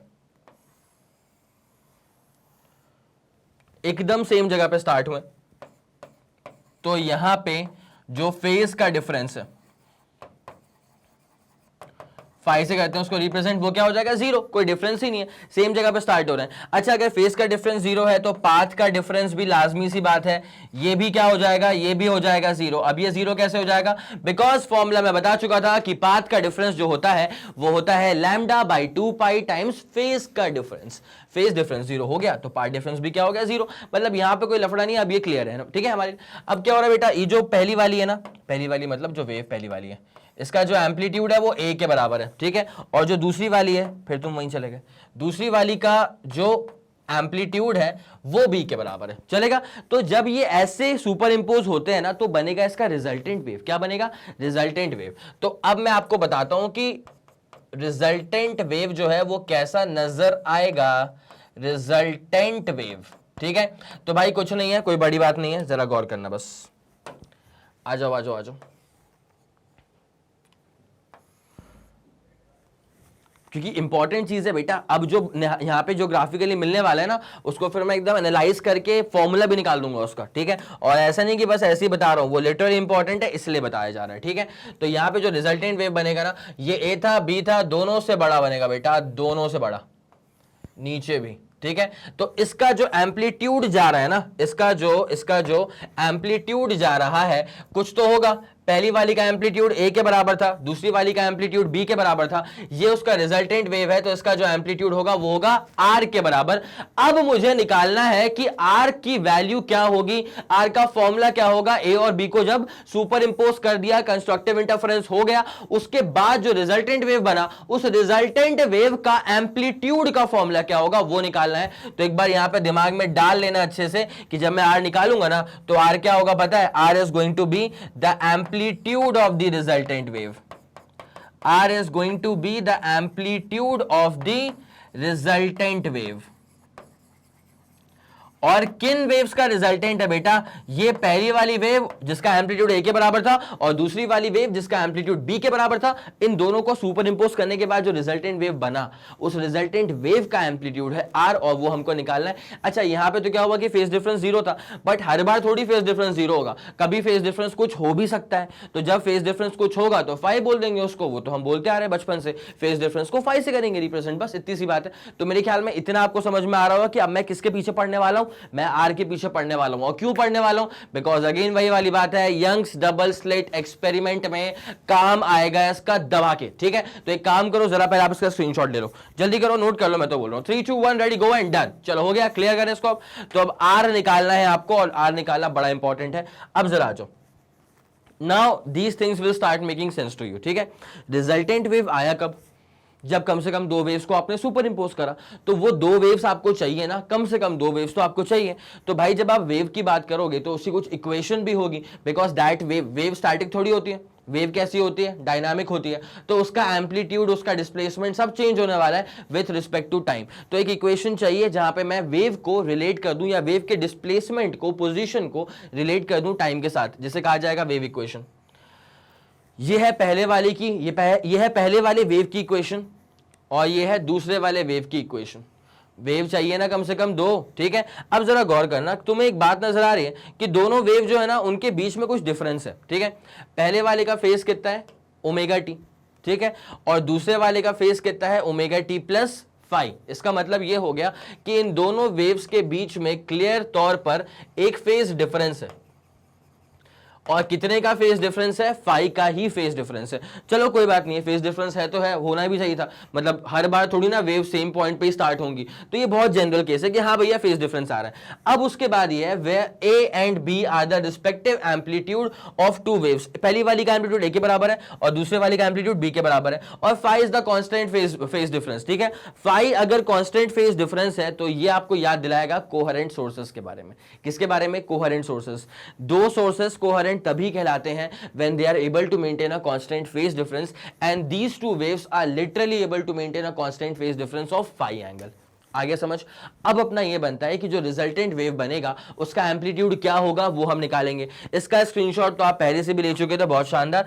अब मैं आपको निकाल के दिखाता हूं कि लिटरली आर कैसे इवेलुएट होगा। चलो आ जाओ आ जाओ आ जाओ डाल लो इसकी हेडिंग, ठीक है। हेडिंग डाल लो बेटा इसकी, और हेडिंग क्या डालोगे, amplitude of resultant wave. Amplitude of resultant wave diagram बता चुका था पहले से ही, पहली वाली और दूसरी वाली सुपर इंपोज हो गई, ठीक है। Amplitude of resultant wave of to coherent sources. Resultant wave है तो किसका रिजल्टेंट वेव है, ये है दो कोहेरेंट सोर्सेस का रिजल्टेंट वेव, ठीक है बेटा, अगर आपको इसका आंसर पता है, अगर आपको इसका फॉर्मूला आता है तो एक काम करो, कमेंट में भर दो इसका फॉर्मूला, ठीक है। अच्छा, मैं एक और बात आपसे रिक्वेस्ट करना चाह रहा था, देखो इस लेक्चर के अंदर जो जो फॉर्मूले इंपॉर्टेंट आ रहे हैं ना, अगर ये हम शुरू कर दें तो भाई क्या मस्त बात होगी। सुनना क्या बोलने वाला हूं, किसी भी लेक्चर के अंदर, मेरे किसी भी लेक्चर के अंदर जो भी इंपॉर्टेंट फॉर्मूले आते हैं ना, अगर ऐसा कर लो कि लेक्चर खत्म होने के बाद तुम फॉर्मूले की बनाओगे शीट, ठीक है। जैसे मान लो 4-5 फॉर्मूले आ गए जो कि इंपॉर्टेंट थे, तो तुम एक काम करो, कमेंट सेक्शन में लग जाना, वो 4-5 फॉर्मूले लिख देना। इससे होता क्या है ना कि जब कोई बच्चा बाद में आकर के उस लेक्चर को चेक करेगा ना, तो उससे तुम्हारे कमेंट में दिख जाएगा कि भाई 4-5 फॉर्मूले एक साथ लिख दिए गए, दुआएं मिलेंगी, काम भी हो जाएगा, ठीक है। चलो, तो ये काफी अच्छा रहेगा मेरे ख्याल में, इसको स्टार्ट किया जाए तो मजा आ जाए। Amplitude of resultant wave of to coherent sources, ठीक है। अब वो एम्पलीट्यूड कैसे निकलेगा तो जरा गौर करो। मान लो पहला वाला वेव है, ठीक है, मान लो पहला वाला वेव है, उसका जो इक्वेशन था वो था a sin ओमेगा टी, यहीं पे इसके अकॉर्डिंग ही चल रहा हूं। पहले वाली इक्वेशन क्या है, a sin ओमेगा टी, और दूसरे वाली की है, सेम तो नहीं रहेगा उसका एम्पलीट्यूड, तो b sin omega T plus, same नहीं रहने, मतलब यहां पे एंगुलर फ्रीक्वेंसी सेम रहेगी लेकिन फेज में डिफरेंस तो है ना, कितने का, पहले वाले का फेज है ओमेगा टी और दूसरे वाले का फेज है ओमेगा टी प्लस 5। बेटा फेज का मतलब होता है एंगल, फेज का मतलब क्या होता है, एंगल। साइन के बाद जो लिखा है वो एंगल है, मतलब साइन के बाद जो लिखा है वो फेज है, ठीक है। चलो आ जाओ, तो यहाँ पे y इज इक्वल टू क्या, y1 क्या हो जाएगा, a sin ओमेगा 1t, पहले वाले का हो गया, और y2 क्या है, b sin omega t plus 5, ठीक है। अब जरा गौर करना बेटा, जो रिजल्टेंट वेव बनेगा, जो रिजल्टेंट वेव बनेगा उसकी इक्वेशन को, उसकी रिजल्टेंट वेव की जो इक्वेशन होगी उसको हम कैसे लिखेंगे, एक काम करते हैं, उसको हम लिखते हैं ऐसे, देखो भाई y का मतलब क्या हो गया, रिजल्टेंट वेव का जो इक्वेशन है y से करेंगे रिप्रेजेंट, किसका रिजल्टेंट है, पहली वाली का दूसरी वाली का, मतलब y1 प्लस y2। बड़ी सिंपल सी बात है, अरे y1 और y2 का ही रिजल्टेंट है ना, तो उसको y1 प्लस y2 कर दिया, बस। अब जरा गौर करना अच्छे से बेटा, और वेव को लिखने का तरीका, आय हाय गजब चीज थी बेटा, बताया था एम्पलीट्यूड के बाद साइन या कॉस का फंक्शन लगा दो बस, ठीक है। ओके, तो y is equal to y1 क्या है तुम्हारे पास, y1 है a sin ओमेगा टी, और y2 क्या है तुम्हारे पास, b sin omega T plus 5। It's as simple as that, घबराना मत, हल्का सा लंबा लग सकता है लेकिन स्टेप बहुत सिंपल है, बड़े सिंपल, ठीक है। ध्यान दे कैसे करेंगे इसको, तो y इज इक्वल टू, एक काम करो, a sin ओमेगा टी को बिल्कुल मत छेड़ो, a sin ओमेगा टी को बिल्कुल मत छेड़ो, इसको रहने दो, प्लस अब एक काम करना b को रहने दो, उसके बाद ये sin a प्लस बी नहीं हो गया, ये क्या हो गया, sin a प्लस बी। अब जिसको पता है उसको पता है sin a प्लस बी का फॉर्मूला क्या होता है, sin a into cos B plus cos a into sine B. एक काम करते हैं, जिसको नहीं पता है उसके लिए यहाँ पे लिख देते हैं और उसके बाद फट से मिटा देंगे, ठीक है। तो sin a प्लस बी क्या हो जाएगा, sin a into cos B plus cos a into sine B, बस इतनी सी बात है। आई गेस आपको समझ में आ गया होगा, sine A plus B, sine A into cos B plus cos A into sine B. चलो चलो चलो, अब इसको मिटाया जाए, अब आते हैं डेरिवेशन के ऊपर, ठीक है। चलो हाँ भैया, जल्दी जल्दी जल्दी, चलो अब यहां पे क्या है, बी, उसके बाद साइन ए प्लस बी, तो sine A into cos B, sine A into cos B plus cos A into sine B. B को मत भूल जाना, बी चिपक रहा है उसमें, तो बी मल्टीप्लाई होगा ना, तो बी तो रहेगा ही रहेगा, तो ये आ गया sine A into cos B plus cos A into sine B. तो कॉस ए मतलब cos omega T into sine B मतलब साइन 5। मेरे ख्याल में आपको इतनी पूरी बात जो है वो समझ में आ गई होगी, कुछ नहीं करा, ऐड करा, बस फॉर्मूला खोल दिया बच्चों वाला, ठीक है। अब जरा गौर करो, तुम भी तो बच्चे ही हो यार, साइन ओमेगा टी यहां से कॉमन आता हुआ नजर आ रहा है, मेरी बात मानो, ले लो कॉमन यार, किसे कॉमन ले लो, साइन ओमेगा टी को कॉमन ले लो, ठीक है। जैसे आप साइन ओमेगा टी कॉमन लेंगे तो यहां बचेगा क्या, यहां बचेगा a plus B cos 5, a plus B cos 5, और क्या कॉमन लिया गया यहां से, साइन ओमेगा टी कॉमन लिया गया, साइन ओमेगा टी कॉमन लेने के बाद ये बचेगा, ठीक है। उसके बाद यहां क्या बच रहा है, जो वेरिएबल दिख रहा है ना, कॉस ओमेगा टी वेरिएबल है, तो कांस्टेंट क्या है, बी साइन 5, बी साइन 5 जो है बेटा वो कांस्टेंट है। इन दोनों में से साइन ओमेगा टी कॉमन आ चुका है, a प्लस बी कॉस 5, बहुत शानदार चल रहा है। आखिरी वाले में b साइन 5 कांस्टेंट है, तो कॉस ओमेगा टी वेरिएबल है। मुझे कैसे पता कॉस ओमेगा टी वेरिएबल है, अरे टाइम लगा ना उसके साथ भाई, time is the universal variable. मैंने अभी बोला टाइम कुछ और था, अगले ही पल टाइम कुछ और हो गया, अगले ही पल टाइम कुछ और हो गया, तो time is the universal variable, इसलिए cos omega T is the variable, ठीक है। इतनी कहानी मेरे ख्याल में आपको समझ में आ गई होगी, ठीक है। इसके आगे मेरे को बढ़ना है, जगह जरा कम है, तो एक काम करो, पहले इसका स्क्रीनशॉट लो फिर आगे बढ़ते हैं, जल्दी करना प्लीज। 3 2 1 रेडी गो डन, हो गया। चलो ये आपने नोट कर ही लिया होगा, है ना। अब एक काम करता हूं, जरा गौर करते हुए चलना, बस मेरे साथ रहना। ये जो लिखा हुआ है ना a plus B cos five, क्या लिखा हुआ है, a plus B cos five, इसको मैं लिखने वाला हूं आर कॉस थीटा। क्या लिखने वाला हूं, आर कॉस थीटा। बाद में इसका पूरा सेंस समझ में आ जाएगा। तो अभी मैं क्या बोलने वाला हूं, a plus B cos five को जो लिखने वाला हूं, ध्यान देना। लेट्स टेक क्या लेना है बेटा, a plus B cos five. a plus B cos five को हम लिख देंगे आर कॉस थीटा। और दूसरी चीज क्या है पता है, दूसरी चीज ये है, यहां पे जो कांस्टेंट है b साइन फाइव, इसको ले लेंगे आर साइन थीटा। कॉस वाले को कॉस, साइन वाले को साइन, और b साइन फाइव को हम ले लेंगे आर साइन थीटा। ठीक है, जैसे ही हम ये करेंगे तो उसके बाद जो रिजल्टेंट वेव की इक्वेशन है वो चेक करना कितने प्यार से मॉडिफाई होने वाली है। देखो बेटा, यहां पे क्या लिखा हुआ था, a plus B cos five into sine omega T. इसको मैंने क्या बोल दिया है, आर कॉस थीटा। इसको मैंने क्या बोल दिया है, आर कॉस थीटा। तो क्या बन जाएगा फिर, R cos theta sine omega T, R cos theta sine omega T. Okay, plus, अब जरा गौर करना, यहां पे क्या लिखा हुआ था, b साइन फाइव, उसके बाद कॉस ओमेगा टी। इसको मैं लिख रहा हूं आर कॉस थीटा, तो R cos theta cos omega T, sorry R sine theta cos omega T, R sine theta cos omega T. बस खत्म पे आ गया। अब देखो बेटा, R sine theta cos omega T. अब जरा गौर करना बेटा, यहां पे क्या होने वाला है, इसमें से आर कॉमन निकालो, इत्मीनान से आर कॉमन निकालो, तो पता है क्या बचेगा अंदर, एक फॉर्मूला उभर के आने वाला है। जरा गौर करना, sine A into cos B plus cos A into sine B. मेरे ख्याल में आपको ये वाला फॉर्मूला देखा दिखाया लग रहा होगा। Sine A into cos B plus cos A into sine B is sine A plus B, is sine A plus B. तो रिजल्टेंट वेव की जो इक्वेशन है वो आ जाएगी साइन ए प्लस बी। तो sine omega T plus five. बेटा बहुत जबरदस्त चीज हो गई यहां पे। ठीक है, पता है क्या हो गया, काफी लोग यहां पे घबरा जाएंगे, तुम मत घबराना। ठीक है, पता है क्यों भाई, ये जो है ना, ये एक वेव की इक्वेशन है। ठीक है, y1 का मतलब क्या था, that was the wave equation for first वाला वेव। y2 का मतलब क्या था, that was the wave equation for दूसरा वाला वेव। y का मतलब क्या है, this is the wave equation for the resultant wave. ठीक है बेटा, वेव इक्वेशन में क्या होता है पता है, एम्पलीट्यूड, उसके बाद साइन या कोसाइन का फंक्शन। साइन या कोसाइन का फंक्शन तो दिख रहा है, लेकिन सबसे प्यारी बात तो r पे है, बिकॉज ये r क्या है पता है ना, r is the resultant wave का एम्पलीट्यूड, रिजल्टेंट वेव्स एम्पलीट्यूड। दुनिया इसी को ढूंढ रही है, यही तो डॉन है भाई। आपको आर ही तो निकालना था, और अभी तो बस ये समझ में आया कि अच्छा आर जो है ना वो जगह किसकी ले रहा है, रिजल्टेंट वेव के एम्पलीट्यूड की जगह ले रहा है। तो अब हमारा पूरा फोकस क्या होना चाहिए, आर निकालने के ऊपर। क्या निकालने के ऊपर, अच्छा तुम ऐसा वाला खेल मत कर देना कि सर यहीं से निकाल दो R equal to Y upon sine omega T plus five. अरे ऐसे क्वेश्चन नहीं आएंगे ना, अरे क्वेश्चन आते हैं ऐसे वाले कि पहला वाला वेव था उसका एम्पलीट्यूड ए के बराबर था, दूसरे वाले का बी के बराबर था, अब रिजल्टेंट का क्या होगा एम्पलीट्यूड। मतलब रिजल्टेंट आपको निकालना होगा ए और बी के टर्म्स में। किसके टर्म्स में, ए और बी के टर्म्स में। तो एक काम करो, बड़ी प्यारी सी बात तुमको बता रहा हूं, इसको बोलो पहली वाली इक्वेशन, इसको बोलो, फिर तुम वहीं चले गए, दूसरी वाली कौन, इक्वेशन। ठीक है, तो भाई एक काम करो, तुम्हारा फोकस क्या है, तुमको क्या निकालना है, आर निकालना है। अब मेरी बात मानते हुए चलना, कैसे निकलेगा पता है, एक काम करो, दोनों इक्वेशंस को स्क्वायर करके ऐड कर दो, आर मिल जाएगा। कैसे मिलेगा, मेरी बातों पे विश्वास करो, आगे बढ़ो। ठीक है, स्क्वायर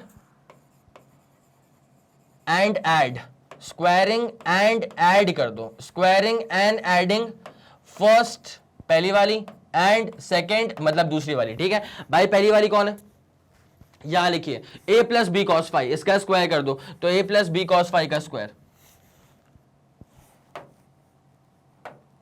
यही चाहिए मेरे को। तो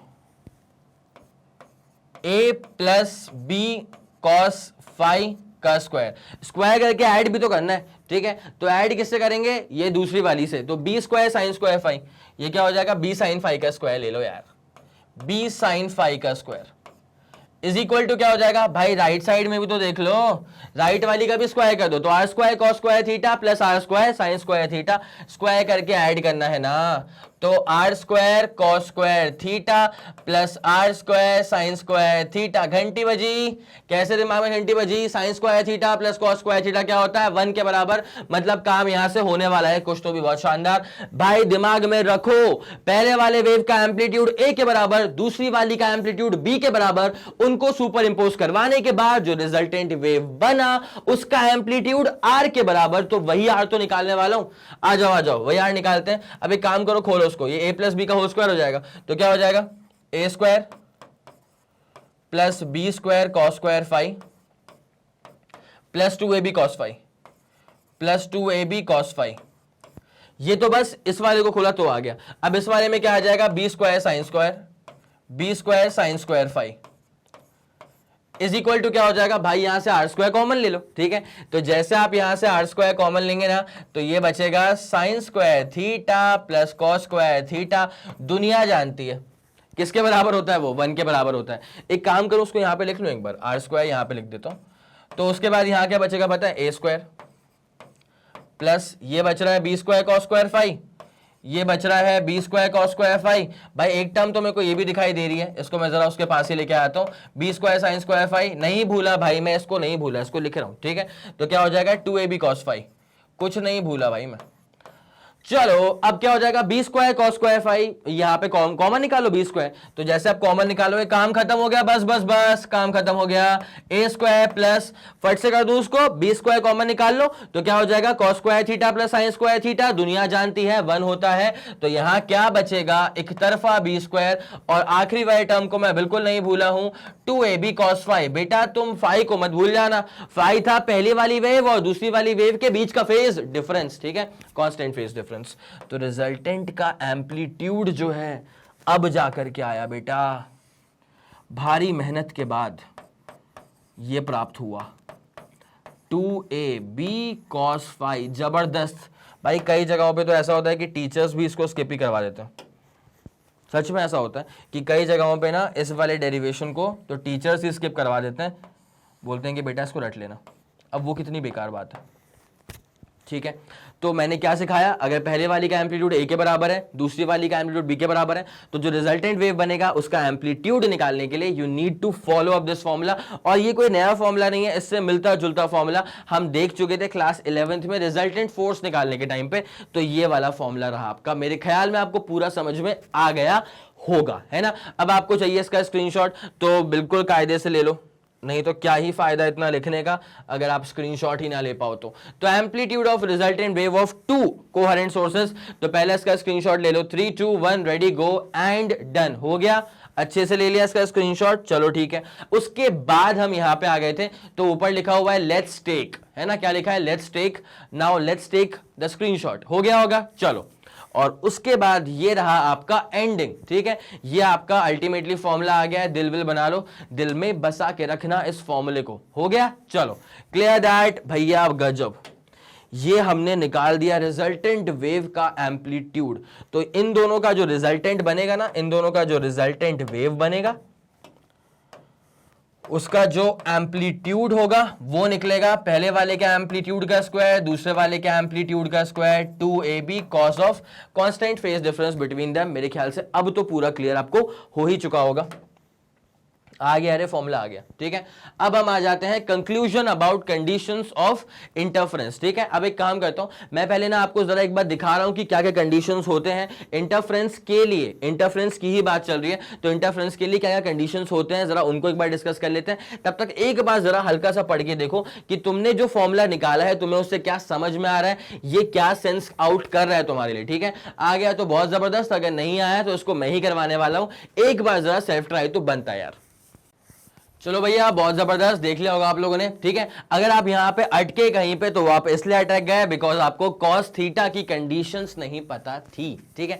अब वो कंडीशंस क्या होती हैं तो I will take you there, ठीक है। But the thing is that कि पहले एक बार जरा बेसिक फॉर्मूला देख लो कि कौन सा फॉर्मूला हमें अप्लाई करना होता है। नेट इंटेंसिटी के लिए मैंने बताया था कि क्या करना पड़ता है, पहले वाले सोर्स की इंटेंसिटी प्लस दूसरे वाले सोर्स की इंटेंसिटी प्लस उसके बाद क्या होता है इंटरफेरेंस टर्म होता है, ठीक है। तो ये हो गया तुम्हारे पास पहला बेसिक फॉर्मूला। अब आ जाओ कि सर इंटरफेरेंस टर्म क्या होता है? तो इंटरफेरेंस टर्म जो होता है इसका फॉर्मूला हो जाएगा 2 under root of I1 I2, 2 under root of I1 I2, उसके बाद कॉज ऑफ फेज डिफरेंस। तो फेज डिफरेंस क्या होता है? φ1 माइनस φ2। एक फॉर्मूला ये वाला हो गया समझ में, ठीक है? एक फॉर्मूला ये वाला दिमाग में अटका लेना अच्छे से। और तीसरा फॉर्मूला जो है, जो अभी हमने निकाला हाल फिलहाल, that was R equal to under root of, that was R equal to under root of A का स्क्वायर, मतलब पहली वाली के एम्पलीट्यूड का स्क्वायर, B का मतलब दूसरे वाली के एम्पलीट्यूड, और B का स्क्वायर था यहाँ पे 2AB cos phi, ठीक है? ये तीन फॉर्मूले हो गए, अति अति अति महत्वपूर्ण। Now the thing is that, ठीक है, पहले आपसे बात करेंगे कंडीशन फॉर कंस्ट्रक्टिव इंटरफेरेंस, उसके बाद आपसे बात करेंगे कंडीशन फॉर डिस्ट्रक्टिव इंटरफेरेंस, ठीक है? अगर कंस्ट्रक्टिव इंटरफेरेंस की बात की जा रही है, इसका मतलब लाइट की इंटेंसिटी बहुत शानदार हो रही है, ठीक है? पक्की पक्की बात है यार। अगर डिस्ट्रक्टिव होगा तो लाइट की इंटेंसिटी बहुत ही बेकार हो जाएगी, ठीक है? अब पहले बात करेंगे फॉर कंस्ट्रक्टिव इंटरफेरेंस। लाइट की इंटेंसिटी बहुत शानदार, इंटेंसिटी अगर बहुत शानदार करवानी है, देखो I1 तो फिक्स्ड है, I2 तो फिक्स्ड है, लेकिन इंटरफेरेंस टर्म को होना पड़ेगा शानदार। अगर आपको इंटेंसिटी करवानी है शानदार तो इंटरफेरेंस टर्म को होना पड़ेगा बहुत शानदार। Now the thing is that interference term कैसे बढ़ेगा भैया? फेज डिफरेंस से। कैसे बढ़ेगा? फेज डिफरेंस से, ठीक है? अगर फेज डिफरेंस बिकम्स मैक्सिमम तो इंटरफेरेंस टर्म बिकम्स मैक्सिमम, ठीक है? और एक और चीज देखो, रिजल्टेंट पे आ जाओ, ठीक है यार? अगर आपको लाइट की इंटेंसिटी बहुत जबरदस्त चाहिए, ये इंटरफेरेंस टर्म की बात हो गई थी, इंटरफेरेंस टर्म को मैक्सिमाइज कैसे करोगे भैया? ये है ना, ये φ1 माइनस φ2 क्या है? ये जो पूरा φ1 माइनस φ2 है वो फेज डिफरेंस ही तो है।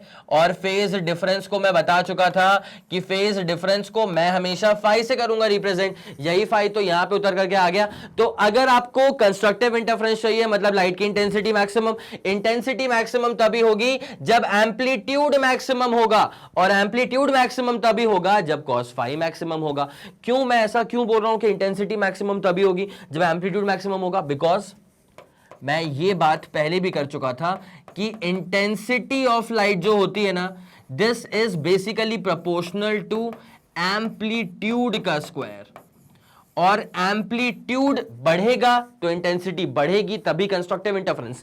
एम्पलीट्यूड घटेगा तो इंटेंसिटी लाइट की घट जाएगी, दैट इज डिस्ट्रक्टिव इंटरफेरेंस। आ गया समझ में बेटा? अब मैं ये चाहता हूं कि तुम्हारे दिमाग में, तुम्हें पन्ने ना पलटने पड़े, तुम्हारे दिमाग में ये तीन फॉर्मूले एकदम इंप्रिंट हो जाने चाहिए, तभी आगे वाली कहानी आपके लिए बहुत स्मूथ होने वाली है। तो पहले आप चाहो उसका स्क्रीनशॉट ले लो, जल्दी करना, जल्दी आप चाहो उसका स्क्रीनशॉट ले लो। 3 2 1 रेडी गो एंड डन। चलो हो गया होगा। अब मैं सीधे आपको लेके चलता हूं इसके आने वाले कंडीशंस के ऊपर। कंडीशंस पहले हम बात करने वाले हैं कंडीशन फॉर कंस्ट्रक्टिव इंटरफेरेंस। आ जाए, चलो आ जाओ। पहले हम बात करने वाले हैं condition for constructive interference. Condition for, बस बस बस ये समझ लो कि ये तुम्हारा पूरा प्री रिक्विजिट जो है ना वो खत्म हो जाएगा फॉर YDSC, ठीक है? Condition for constructive interference. मैंने पहले भी कहा था कि जब आपने स्लाइड को पढ़ा होगा, अगर आप कहीं पे अटके थे तो आप वहां अटक गए होंगे, आपको कॉस थीटा के बारे में जानकारियां हासिल नहीं होंगी कि कॉस थीटा कब होता है मैक्सिमम, कब होता है मिनिमम। तो वो जानकारी मैं आपको अब दे देता हूं, जरा गौर करो। ये होता है ग्राफ फॉर कॉस थीटा, सही बात है, ठीक है भाई? कॉस थीटा की मैक्स वैल्यू क्या जा रही है? +1, और कॉस थीटा की मिनिमम वैल्यू क्या जा रही है? -1, ठीक है? अब जरा गौर करना, कॉस थीटा मैक्सिमाइज कब हो रहा है? कॉस थीटा मैक्सिमाइज कब हो रहा है? जब उसकी वैल्यू +1 आ रही है, ठीक है? और कॉस थीटा की मैक्स वैल्यू मतलब +1 कब आएगा पता है? या तो 0 पे आएगा, या तो आएगा 2 पाई पे, पाई या तो आएगा 2 पाई पे, या तो आएगा 4 पाई पे, एंड सो ऑन। ये वाली बात समझ में आ गई, ठीक है? तो cos थीटा मैक्सिमाइज मतलब 1 कब आएगा? 0 पे आ रहा है। अगले बार 1 कब आ रहा है? 2 पाई पे आ रहा है। अगली बार 1 कब आएगा? 4 पाई पे आएगा, ठीक है? और cos थीटा जो है इसकी मिनिमम वैल्यू क्या होती है बेटा? -1, 0 थोड़ी, उससे भी नीचे गया ना -1 पे। तो -1 कब आ रहा है पता है? जब जब फाई की वैल्यू क्या हो जाएगी? फाई बोल दिया मैंने, थीटा था ना, मैंने यहाँ पे थीटा यूज किया हुआ है भाई, एंगल ही है, कुछ नहीं है। तो थीटा कितना होगा? या तो पाई हो जाए, या तो 3 पाई हो जाए, या तो 5 पाई हो जाए, एंड सो ऑन। तुम चेक कर रहे हो उस बात को? पाई पे -1, फिर 3 पाई पे -1, फिर 5 पाई पे आएगा -1। तो ये वाली कहानी होती है। पक्का आ गया समझ? इसको नोट कर लिया आप लोगों ने? कॉस वाली कंडीशन है। 3 2 1 रेडी गो डन। चलो हो गया होगा। अब जरा ऐसे गायब किया जाए, और अब आपको लेके चलते हैं इसके प्रॉपर कंडीशंस के ऊपर, ठीक है? आ जाओ आ जाओ आ जाओ। कंडीशन फॉर कंस्ट्रक्टिव इंटरफेरेंस, ठीक है। कंस्ट्रक्टिव इंटरफेरेंस अगर हो रहा है ना, इसका मतलब इंटेंसिटी इज मैक्सिमाइजिंग। इसका मतलब क्या हो रहा है, अगर कंस्ट्रक्टिव इंटरफेरेंस हो रहा है, इसका मतलब इंटेंसिटी जो है वो हो रही है मैक्सिमाइज। इंटेंसिटी मैक्सिमाइज तब होगी जब only if R becomes maximum, ठीक है। और आर मैक्सिमम तभी होगा जब कॉस फाई मैक्सिमाइज हो जाएगा। आर मैक्सिमम तभी होगा जब कॉस फाई हो जाएगा मैक्सिमाइज। कॉस फाई मैक्सिमाइज कब होगा, +1 पे। अच्छा, आर मैक्सिमम के लिए कॉस फाई क्यों करवाना है मैक्सिमम, बिकॉज आर का फॉर्मूला ये रहा, डिपेंड किस पे कर रहा है, फॉर गिवन टू वेव्स, फिर तो वो डिपेंड करेगा कॉस फाई के ऊपर। अगर ए और बी फिक्स्ड है तो फिर कॉस फाई पर डिपेंड करता है आर का मैक्सिमाइज या मिनिमाइज होना, ठीक है। तो कंस्ट्रक्टिव इंटरफेरेंस चाहिए तो इंटेंसिटी को होना पड़ेगा मैक्सिमम। इंटेंसिटी मैक्सिमम कब होगी, जब आर मैक्स होगा। आर कब मैक्स होगा, जब कॉस फाई मैक्स होगा। कॉस फाई कब मैक्स होगा, +1 पे। तो +1 लाने के लिए वी नीड टू हैव, +1 लाने के लिए वी नीड टू हैव, या तो फाई की वैल्यू 0 आ जाए, ठीक है, मतलब 0 पे आया था +1, या तो फाई की वैल्यू 2 पाई आ जाए, या तो फाई की वैल्यू 4 पाई आ जाए, and so on so on so on, ठीक है। तो अगर मैं इस चीज को जनरलाइज कर दूं, अगर मैं इस चीज को जनरलाइज कर दूं तो मैं कह सकता हूं कि फाई की वैल्यू होनी चाहिए 2n पाई। फाई की वैल्यू क्या होनी चाहिए बेटा, 2n पाई। अब ये फाई की वैल्यू 2n पाई का क्या राज है बेटा, अगर मैं n की वैल्यू 0 रख दूंगा तो फाई कितना आ जाएगा, 0। अगर मैं n की वैल्यू 1 रख दूंगा तो फाई कितना आ जाएगा, 2 पाई। अगर मैं n की वैल्यू 2 रख दूंगा तो फाई कितना आ जाएगा, 4 pi, and so on so on so on. आया समझ आपको। तो condition for constructive interference, constructive interference लाने के लिए फाई कितना होना चाहिए, या तो 0 हो, या 2 पाई, या 4 पाई, या 6 पाई। तो जनरलाइज में कर दिया 2n पाई। इतना आ गया समझ। ये तो था फॉर फेज डिफरेंस, ठीक है। अगर यहीं पे आपको निकालना है पाथ का डिफरेंस, क्या निकालना है बेटा, पाथ का डिफरेंस, तो बड़ा सिंपल है ना, फॉर्मूला में निकाल चुका था। नाउ पाथ डिफरेंस किसके लिए, फॉर कंस्ट्रक्टिव इंटरफेरेंस। तो पाथ डिफरेंस का बेसिक फॉर्मूला क्या होता है, λ/2 पाई टाइम्स फेज, ठीक है। तो फेज डिफरेंस, तो λ/2 पाई टाइम्स फेज डिफरेंस कितना आ रहा है अभी, 2n पाई। फेज डिफरेंस कितना आ रहा है बेटा अभी, 2n पाई। जिसको जाना है उसको जाना है, ठीक है। तो किसको जाना है, कहां जाना है, तो 2 पाई, 2 और पाई गायब हो गए, तो क्या बचा, n लैम्डा बचा। जिसका सीधा साधा सा मतलब ये आ गया कि पाथ डिफरेंस किसके लिए, कंस्ट्रक्टिव इंटरफेरेंस के लिए। कंस्ट्रक्टिव का मतलब क्या, चमक ही चमक, लाइट ही लाइट, ठीक है। लाइट ही लाइट मतलब लाइट की इंटेंसिटी मैक्सिमम। इंटेंसिटी कब मैक्सिमम होगी, जब एम्पलीट्यूड होगा मैक्सिमम। एम्पलीट्यूड कब मैक्सिमम होगा, जब कॉस फाई होगा मैक्सिमम। और कॉस फाई कब मैक्सिमम होगा, ये रही उसकी कंडीशन, ठीक है। तो पार्ट डिफरेंस कितना आ गया, यहां से कट गया सब कुछ, तो n लैम्डा बचा, n टाइम्स लैम्डा, बस इतनी सी बात है। ये आ गया है आपके पास पाथ का डिफरेंस कंस्ट्रक्टिव के लिए, और ये आ गया था आपके पास फेज का डिफरेंस कंस्ट्रक्टिव के लिए, ठीक है। तो मेरा कहना यह है कि कंडीशंस फॉर कंस्ट्रक्टिव इंटरफेरेंस के लिए एक बार जरा आप इसका स्क्रीनशॉट ले लो, ठीक है। जल्दी करना please, 3 2 1 ready go and done, okay clear, ठीक है। तो जिन बेसिक फॉर्मूले की रिक्वायरमेंट थी वो ये थे आपके सामने, ठीक है। अब मैं आपसे बात करने वाला हूं फॉर डिस्ट्रक्टिव इंटरफेरेंस। बेटा पूरा फोकस करो, ठीक है, खत्म पे आ गया, लास्ट टॉपिक है। अगर आपसे कोई बात करेगा फॉर डिस्ट्रक्टिव इंटरफेरेंस, मतलब अब लाइट की इंटेंसिटी बेकार है, अंधकार छाने वाला है डिस्ट्रक्टिव इंटरफेरेंस में। अगर लाइट की इंटेंसिटी बेकार है, डार्कनेस है, मतलब इंटेंसिटी कम, इंटेंसिटी मिनिमाइज। इंटेंसिटी कब होगी मिनिमम बेटा, इंटेंसिटी को मिनिमाइज करने के लिए intensity is proportional to amplitude का स्क्वायर।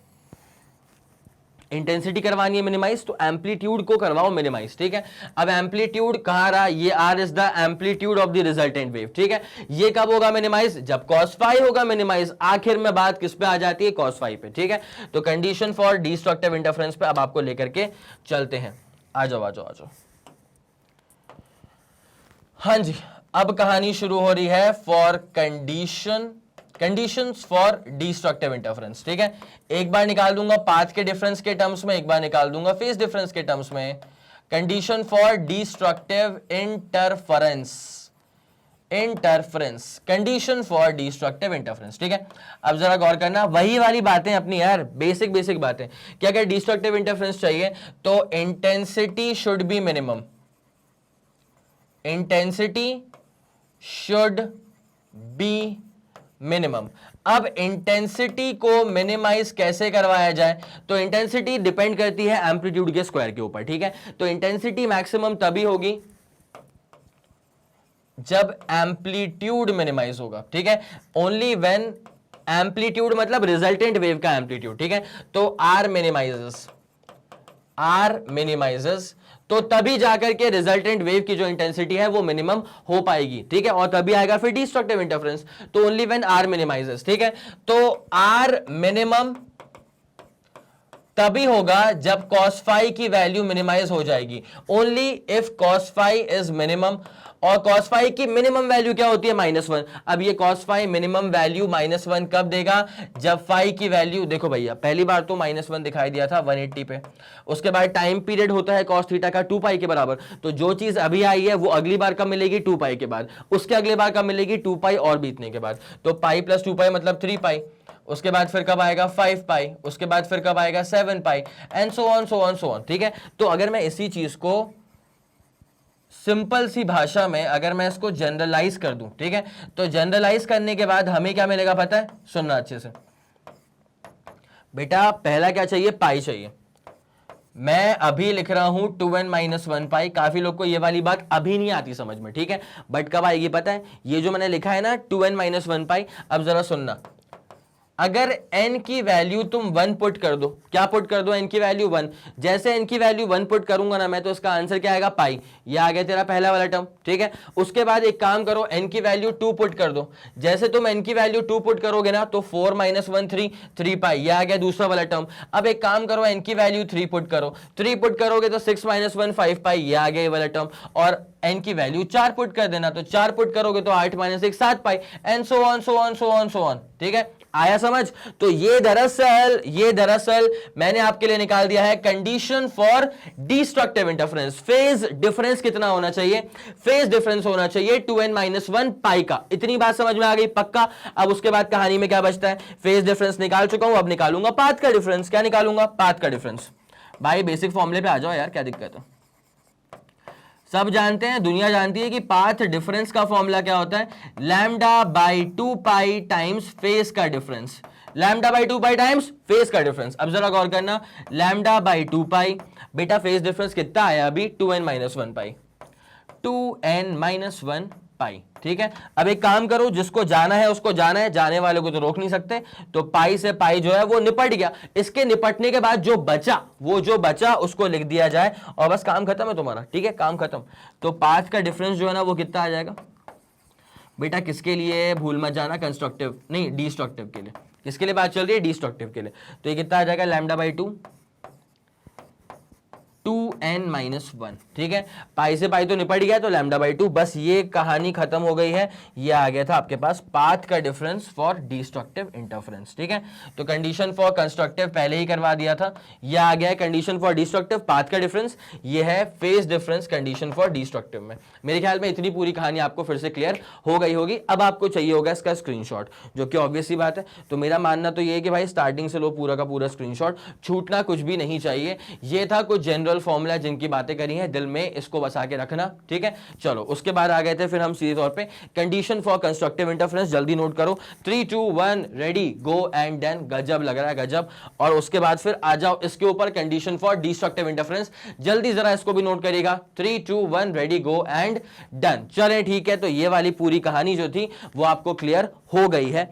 तो हाँ जी, अब उसके बाद जो हमने वहां पे सीखा है तुमने उसको नोट भी कर लिया होगा, कॉपी किताब लेके बैठा करो, नोट करा करो। और जो मैंने कहा था ना कि कमेंट सेक्शन में जाकर के इस गिवन लेक्चर के इंपॉर्टेंट फॉर्मूले प्लीज लिख दीजिएगा। तो यहां ये वाला काम इसी लेक्चर से स्टार्ट कर दो, बिकॉज इस लेक्चर के अंदर बहुत सारे फॉर्मूले आ गए हैं, वही तो हमने देखा, ठीक है। चलो ओके ओके ओके। अभी जो बात करी हमने condition for constructive and destructive की, उसके लिए एक फॉर्मूला जो हमेशा आपके दिमाग में बैठा रहना चाहिए, हमेशा जो फॉर्मूला बैठा रहना चाहिए वो था रिजल्टेंट का formula, √(a² + b² + 2ab cos φ का फॉर्मूला। और उसके बाद अब मैं इसको ना पूरा यहां से लेके चलता हूं, ठीक है। देख क्या लिखा हुआ है, hence condition for constructive interference at a point is the phase difference between the two waves reaching the point should be zero, ठीक है। मतलब ये कहना चाह रहा है कि अगर आपको कंस्ट्रक्टिव इंटरफेरेंस करवाना है ना तो फेज डिफरेंस जो है ना वो होना चाहिए या तो जीरो या तो फिर 2 पाई या तो 4 पाई। बिल्कुल सही बात है भैया, अभी वही तो बात करी, cos फाई की वैल्यू मैक्सिमम क्या होती है, 1 होती है। और ये 1 कब आएगी, जब या तो 0 हो या तो 2 पाई हो या तो 4 पाई हो। तो बस इंटीग्रल मल्टीपल होना चाहिए 2 पाई का। इतनी बात समझ में आ गई। वही चीज यहां पे शब्दों में लिख दिया गया है कि the phase difference between the two waves reaching the point should be या तो 0 होना चाहिए जो कि लिखा हुआ है, या तो integral multiple of 2 pi. Integral multiple का मतलब होता है फिर वो नंबर, प्रॉपर नंबर, ठीक है। समझते ना अपन इंटीजर क्या होता है, -1 -2 -3 negative integer, +1 +2 +3 positive integer. 1/3 is not an integer, ठीक है, वो तो फ्रैक्शन हो गया पूरा। इतनी बात समझ में आ गई। अब उसके बाद equivalently path difference between the two waves reaching the point should be 0 और integral multiple of full wavelength. Integral multiple of full wavelength से मतलब क्या है, ये रहा। कंस्ट्रक्टिव इंटरफेरेंस के लिए क्या था, path difference n times lambda है ना, इसका मतलब integral multiple of full wavelength lambda, ठीक है। तो मेरे ख्याल में अब आपको ये वाली बात जो है ना वो पूरा सेंस आउट करना शुरू कर देगी यहां से, ठीक है, हो गया। उसके बाद कंडीशन फॉर डिस्ट्रक्टिव के लिए क्या होता है, ये छोटी सी बातचीत मैंने करी थी फॉर कंस्ट्रक्टिव इंटरफेरेंस, ठीक है। अब जरा इसकी ही बातचीत करूंगा मैं आपसे फॉर डिस्ट्रक्टिव इंटरफेरेंस, जो कि लिखा हुआ है पूरा पॉइंट वाइज। मैंने पहले भी कहा था कि स्लाइड में आने वाला हर एक पॉइंट इक्वल इंपॉर्टेंट है। अब क्या लिखा है, condition for destructive interference at a point is that phase difference between the two waves reaching the point should be an odd integral multiple of pi, ठीक है। odd integral multiple क्यों कहा जा रहा है, डिस्ट्रक्टिव इंटरफेरेंस हो रहा है तो cos phi should be minimum। cos phi की मिनिमम वैल्यू क्या होती है बेटा, -1। और ये -1 कब आया था, मैंने पहले ही कहा था या तो पाई पे आएगा या तो 3 पाई पे। अच्छा अच्छा अच्छा अच्छा, तो मतलब पाई के साथ जो नंबर लग रहा है ना वो ऑड इंटीजर है, तो वही तो लिखा है यहाँ पे इंग्लिश में, should be an odd integral multiple of pi, ठीक है। और पाथ का difference between the two waves reaching the point should be an odd integral multiple of half the wavelength of half the wavelength। आ जाओ आ जाओ आ जाओ, यहां दिखा दें आपको for destructive interference half the wavelength, ठीक है। अच्छा ऑड इंटीग्रल कैसे है बेटा, अगर n की वैल्यू तुमने यहां 1 भर दी तो 2 - 1 कितना आ गया, 1, ऑड ही आ गया ना। n की वैल्यू 2 भर दोगे तो 2 यहां भरोगे तो 4 - 1 3, 3 तो ऑड ही आ गया ना। उस लिहाज से कहा जा रहा है odd integral of λ/2 half the wavelength, ठीक है। जो हाँ जी हाँ जी हाँ जी हाँ, तो इतनी बात पूरी क्लियर हो गई आप लोग को। यही बातें थी जो कि डेरिवेशन के साथ निकल करके आती हैं बहुत शानदार तरह से। तो आप जरा एक काम करो, फिर भी ना पूरे थ्योरी के लिहाज से एक बार जरा आप इसका स्क्रीनशॉट ले लीजिएगा, उसके बाद फिर हम इसमें आगे बढ़ने वाले हैं। जल्दी आप इसका स्क्रीनशॉट लीजिए। चलिए फिर, बहुत शानदार, देख लिया होगा आप लोगों ने। अब जरा बिना समय लगाए जल्दी से कूद जाते हैं इसके अगले वाले टॉपिक की तरफ। फ्लो में आओ फ्लो में आओ। क्या लिखा हुआ है, concept of path difference and phase का डिफरेंस। क्या ये कोई बहुत नई चीज है हमारे लिए, नहीं बिल्कुल नहीं, ये हम पढ़ चुके थे। अब वो रिलेशन एक बार आपके लिए यहां पे लिख दिया जाए ताकि आप तरीके से उसको एज अ फॉर्मूला लिख सको। तो concept of path difference and phase difference, concept पूरा बता दिया गया था, 2 ग्राफ बनाए थे, याद रखो। अब फॉर्मूला क्या आया था उसका बेटा, पाथ का डिफरेंस, बोलो बोलो, पाथ का difference is equal to λ/2 pi times phase का डिफरेंस। यही था ना फॉर्मूला यही था फॉर्मूला। तो पाथ का difference is λ/2 pi times phase का difference, it's as simple as that. तो बेटा छाप लो उसको पूरे फॉर्मूले को अच्छे से, ठीक है। पाथ का difference is λ/2 pi times phase का difference, it's as simple as that. Phase के डिफरेंस को हम ना प्रॉपर्ली फाई से भी करते हैं रिप्रेजेंट, इसकी बातचीत हो चुकी थी, ठीक है। नोट कर लिया इसको, 3 2 1 रेडी गो डन। स्क्रीनशॉट ले लो उसका मेरे साथ, हो गया होगा। चलो बहुत शानदार। अब गायब करें इसको, जल्दी गायब हो जाओ। अब अगले वाले पे आ जाओ, क्या लिखा हुआ है, एक्सप्रेशन निकालना है for path difference with the help of 2 slits, ठीक है। अब ये नई कहानी क्या आ गई है, ये नई कहानी भी जुड़ने वाली है, तो जरा गौर करते हैं। सीधे आपको लेके आते हैं कि ये 2 स्लिट्स का मतलब क्या होता है और उसके साथ पाथ डिफरेंस को हम कैसे रिलेट करने वाले हैं, जरा गौर करिएगा अच्छे से। मान लो एक स्क्रीन है हमारे पास, स्क्रीन तो नहीं है हमारे पास, एक कंपार्टमेंट मान लो, ठीक है। और स्क्रीन मान लेता हूं यहां पे, ये एक स्क्रीन है और बड़ी प्यारी बात, ठीक है। अब जरा ध्यान देना बेटा क्या करने वाले,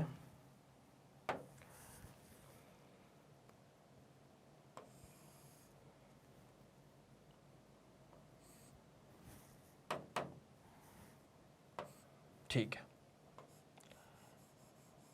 एक स्लिट यहां बना दी और एक स्लिट यहां बना दी, ठीक है, मतलब 2 छेद बना दिए हम लोगों ने, ठीक है। अब एक काम करता हूं बेटा, इसका नाम जो है ना, इसका नाम रख देता हूं ए और इसका नाम रख देता हूं बी, ठीक है। अब जब ए और बी का नाम रख दिया तो एक पॉइंट सी भी आने वाला है। वो सी वाला पॉइंट कहां पे आएगा, देखो इसके ठीक सामने अगर देखा जाए तो यहां पे एक पॉइंट आएगा, इसके ठीक सामने अगर देखा जाए तो यहां पे एक पॉइंट आएगा। But the thing is that कि जो इन दोनों पॉइंट्स के बीच में मैं एक पॉइंट ले रहा हूं सी, ठीक है, और सी को मैं कहूंगा सेंट्रल मैक्सिमा। सी को कहा जाएगा, सी को मैं कहूंगा एज सेंट्रल मैक्सिमा। अब जरा आप गौर करते हुए चलेगा अच्छे से, ठीक है। देखना बेटा क्या होता है कि यहां से लेकर के यहां तक की दूरी को मैं कैपिटल डी बोल देता हूं। उसके बाद यहां से लेकर के जो पहले और दूसरे वाले स्लिट के बीच की दूरी है उसको मैं स्मॉल डी बोल दूंगा, चलेगा आप लोग को इतना। Now the thing is that कि अगर कोई आपसे पूछ ले कि सेंट्रल मैक्सिमा नाम क्यों दिया उसको, वो तो नाम तो मैंने दिया है। तो सेंट्रल मैक्सिमा नाम इसलिए दिया है बिकॉज यहां पे ना देखो लाइट का सोर्स क्या है, ए वाला सोर्स है और बी वाला। लाइट अगर एंटर करेगी तो कहां से एंटर करेगी, ए से और बी से। भाई ए से लेकर के सी की दूरी और बी से लेकर के सी की दूरी एग्जैक्टली सेम है, मतलब जितने टाइम पे ए से लाइट आएगी उतने ही टाइम पे बी से लाइट आएगी। तो फिर सी वाले पॉइंट पर एक ही टाइम पर 2 जगह से लाइट रेज आ रही हैं, तो सी वाला पॉइंट क्या चमक रहा होगा भाई, और सी वाला पॉइंट अगर चमक रहा होगा इसलिए अपन कहते हैं कि सी इज द सेंट्रल मैक्सिमा। और सबसे प्यारी बात यह है कि एट पॉइंट सी, सी वाले पॉइंट पे होता ही है कि at point C the path difference is 0, the path का डिफरेंस इज 0। अब तुमको ना पाथ के डिफरेंस का बहुत ही ज्यादा ज्योमेट्रिकल मतलब समझ में आने वाला है अब जो लिखने वाला हूं उसमें, ठीक है। पता है पाथ डिफरेंस क्या होगा एट सी इज, सुनना, लाइट कहां से आएगी, पहले ए से। लाइट कहां से आएगी, लाइट आएगी पहले ए से सी पे, उसके बाद लाइट कहां से आएगी, बी से, कहां पे आएगी, सी पे आएगी। तो पहले लाइट कहां से आ रही है, ए से आ रही है, उसके बाद लाइट कहां से आ रही है, बी से आ रही है। तो बेटा ए से सी और बी से सी दूरी बिल्कुल बराबर है ना, यहां पे जो दूरियां हैं वो बिल्कुल बराबर है। तो ये क्या हो जाएगा, ए सी माइनस बी सी। नाउ आपको ये पता होना चाहिए कि ए सी जो है वो तो बी सी के बराबर है, तो therefore that is why path का डिफरेंस इज 0 एट पॉइंट, कौन सा वाला पॉइंट है ये, एट पॉइंट सी, ठीक है। मेरे ख्याल में पूरी कहानी क्लियर हो गई होगी। तो सी वाले पॉइंट पे पाथ का डिफरेंस 0 है, लेकिन भाई अगर मैंने अपने मन से एक पॉइंट ऊपर लगा दिया पी, ठीक है, अब तुम मुझे ये बताओ कि क्या पी वाले पॉइंट पर भी पाथ का डिफरेंस 0 हो जाएगा, नहीं ऐसा नहीं होगा, ठीक है। अब ऐसा क्यों नहीं होगा तुम भी समझ गए हो क्यों। देखो बेटा पहले पी पे लाइट कहां से जा रही है, ए से जा रही है, उसके बाद पी पे लाइट कहां से जा रही है, बी से जा रही है। तो भाई अगर P पे निकालना है ना तो पाथ का डिफरेंस क्या होगा पता है भाई, AP बड़ा है कि BP बड़ा है, तो BP बड़ा है, अपना नहीं, BP इस वाले पॉइंट का बड़ा है। तो B से लेकर के P और A से लेकर के P, तो BP बड़ा है कि AP बड़ा है, BP बड़ा है। तो अपन सीधे कह सकते हैं नाउ एट पॉइंट P, अगर P वाले पॉइंट की बात की जाए तो पाथ का डिफरेंस, अगर P वाले पॉइंट की बात की जाए तो पाथ का डिफरेंस जो है ना वो आएगा BP माइनस AP, ठीक है। BP मतलब अपना ब्लड प्रेशर नहीं भाई, BP मतलब B से लेकर के P तक की दूरी, ठीक है। तो BP बड़ा है और AP छोटा है, तो BP माइनस हो जाएगा AP, बस इतनी सी बात है। यहां पे दोनों बराबर भी नहीं है, क्या आप बोल दो कि P पे पाथ डिफरेंस 0 होगा, तो P पर तो पाथ का डिफरेंस होगा, सेंट्रल मैक्सिमा वाले पॉइंट पर पाथ का डिफरेंस बिल्कुल नहीं होगा। बस ये वाली बात समझानी थी, मेरे ख्याल में आप ये समझ गए होंगे। अब सवाल दिमाग में ये उठता है कि फिर P वाले पॉइंट पे कितना होगा पाथ का डिफरेंस, अभी निकाल देते हैं कितना होगा, और डेरिवेशन लिटरली इंपॉर्टेंट है, आगे चल के कहां जुड़ने वाला है, YDSC के अंदर, ठीक है। तो एक काम करो बेटा, सी पर क्या हो गया, सेंट्रल मैक्सिमा पर पाथ का डिफरेंस 0 हो चुका है, और P पर कुछ ना कुछ पाथ का डिफरेंस तो होगा, और वो क्या होगा, वो होगा BP माइनस AP। तो मैं ये इवैल्यूएट करना पूरा सिखाने वाला हूं आप लोग को, but the thing is that कि पहले आप जरा इसका स्क्रीनशॉट ले लो, और जो वो 2 स्लिट्स थे ना वो A और B थे, ठीक है। तो लिख दूं मैं इसको, A and B are the 2 slits। क्या लिखा है, A and B are the 2 slits। It's as simple as that। मेरे ख्याल में पूरा क्लियर हो गया होगा। जल्दी आप इसका पहले स्क्रीनशॉट ले लो। चलिए फिर, बहुत शानदार, बहुत जबरदस्त, नोट कर लिया होगा आप लोगों ने। अब जरा ना एक बात सुन लेना कि यहाँ पे हर डिस्टेंस जो है ना आप मेजर करेंगे फ्रॉम दी सेंट्रल मैक्सिमा, तो कहीं इसको हैशटैग नोट के अंदर लिख लीजिएगा कि सेंट्रल मैक्सिमा का इंपॉर्टेंस क्या है। पहली बात तो फेस डिफरेंस वहां पे 0 है, पाथ का डिफरेंस वहां पे 0 है, और दूसरी बात यह है कि all the distances on the screen, all the distances, कहां पे सारे डिस्टेंसेज? On the screen. तो all the distances on the screen are measured from central maxima, all the distances from the screen are measured from the central maxima. It's as simple as that. और ये जो यहाँ पे बना हुआ था ना, this is basically called the screen. Okay, मेरे ख्याल में इतनी पूरी बातचीत पूरी क्लियर होगी आपको। ये एक हल्का सा नोट वाला पॉइंट था, नोट कर लिया होगा आप लोगों ने। चलो ठीक है, अब एक काम करते हैं। आपका जो मेन टॉपिक था वही था कि आपको एक्सप्रेशन निकालना है for path difference with the help of 2 slits. ठीक है, 2 स्लिट्स की हेल्प से पाथ का डिफरेंस क्या होगा, इसका एक्सप्रेशन निकालना है। पाथ का डिफरेंस ज्योमेट्रिकली आपको यहां पर समझा दिया गया था कि सी पर अगर आप निकालेंगे पाथ का डिफरेंस तो ए से सी की दूरी माइनस बी से सी की दूरी। वैसे अगर पी पर निकालेंगे तो क्या हो जाएगा बेटा, बी से पी की दूरी माइनस ए से पी की दूरी, वो लिखा हुआ है वहां पे। ठीक है, चलो अब आपको लेके चलते हैं बाकायदा से, आपका समय ना ज्यादा जाए इसलिए मैंने ये पूरा बना के यहां पे रखा हुआ है आपके लिए। ये तुम्हारे पास ए वाला और बी वाला स्लेट हो गया, ये स्क्रीन हो गई, स्क्रीन पर सी वाला point is the central maxima. इसकी दूरी अगर छोटे वाले डी के बराबर है तो ये भी कितना हो जाएगा, डी। सी आ रहा है एकदम बीचों बीच, मतलब d/2 और d/2, इनका सेपरेशन डिस्टेंस जो है ना वो है कैपिटल डी के बराबर। It's as simple as that. अब आपको निकालना है पाथ का डिफरेंस पी पर क्या होता है। चलो आ जाओ, बिना समय लगाए आ जाओ। Now path difference at P is equal to BP minus AP, BP minus AP। ठीक है, अब आ जाओ बेटा यहां पे ध्यान देना। पाथ का डिफरेंस तो निकाल रहे हो तो क्या लिखा हुआ है, BP माइनस AP। जब आप B से लेकर के P तक जाएंगे ना तो इसको मानिए एक राइट एंगल ट्राइंगल, और ये हो जाएगा उसका लॉन्गेस्ट साइड। तो लॉन्गेस्ट साइड क्या होता है, परपेंडिकुलर का स्क्वायर प्लस बेस का स्क्वायर। ठीक है, तो भैया ये हो जाएगा अंडर रूट ऑफ परपेंडिकुलर का स्क्वायर प्लस बेस का स्क्वायर। क्या है परपेंडिकुलर, परपेंडिकुलर होगा x प्लस d/2। मैंने पहले ही कहा था कि रेफरेंस जो है ना आप मानेंगे सेंट्रल मैक्सिमा को। मैंने एक पॉइंट लिया यहाँ पे p के बराबर, अब वो p वाला पॉइंट कहां पे आ रहा है उसको मैं लोकेट कहां से करूंगा, from the reference point. Reference point क्या होगा, सेंट्रल मैक्सिमा। तो सेंट्रल मैक्सिमा से वो कितनी दूरी पे आ रहा है, लेट्स सपोज x पे आ रहा है। ठीक है, तो भाई साहब ये जब bp आपको निकालना है ना, bp जब आपको निकालना है ना तो परपेंडिकुलर क्या होगा पता है, x प्लस d/2। ठीक है, तो परपेंडिकुलर मतलब x प्लस d/2 का स्क्वायर, ये परपेंडिकुलर का स्क्वायर हो गया, प्लस क्या होगा, बेस का स्क्वायर, और बेस क्या है कैपिटल D, तो कैपिटल D का स्क्वायर। यह आ जाएगा पाथ का डिफरेंस BP। माइनस क्या होता है, माइनस होता है AP। माइनस क्या होता है बेटा, AP होता है। अब जब आपको AP निकालना है ना तो परपेंडिकुलर क्या होगा पता है, यहां से लेकर के यहां तक की दूरी, तो x माइनस d/2 कर दो, बस x माइनस d/2। तो परपेंडिकुलर का स्क्वायर मतलब x माइनस d/2 का स्क्वायर प्लस क्या हो जाएगा, बेस का स्क्वायर। बेस बोले तो डी का स्क्वायर, इतनी सी बात है। ठीक है, अब निकल रहा है तुम्हारा पाथ डिफरेंस, कहां पे निकल रहा है, एट पॉइंट पी निकलने वाला है, एट पॉइंट पी। ठीक है, अब एक काम करो, यहां से ना डी स्क्वायर कॉमन निकाल लो। जैसे तुम डी स्क्वायर कॉमन निकालोगे और रूट के बाहर लाओगे तो वो बचेगा बस डी। जब तुम डी स्क्वायर कॉमन निकाल लोगे और रूट के बाहर लाओगे तो क्या बचेगा, डी बचेगा। तो बेटा यहां क्या बचेगा पता है, डी स्क्वायर तो कॉमन निकाल लिया गया तो 1 बचा।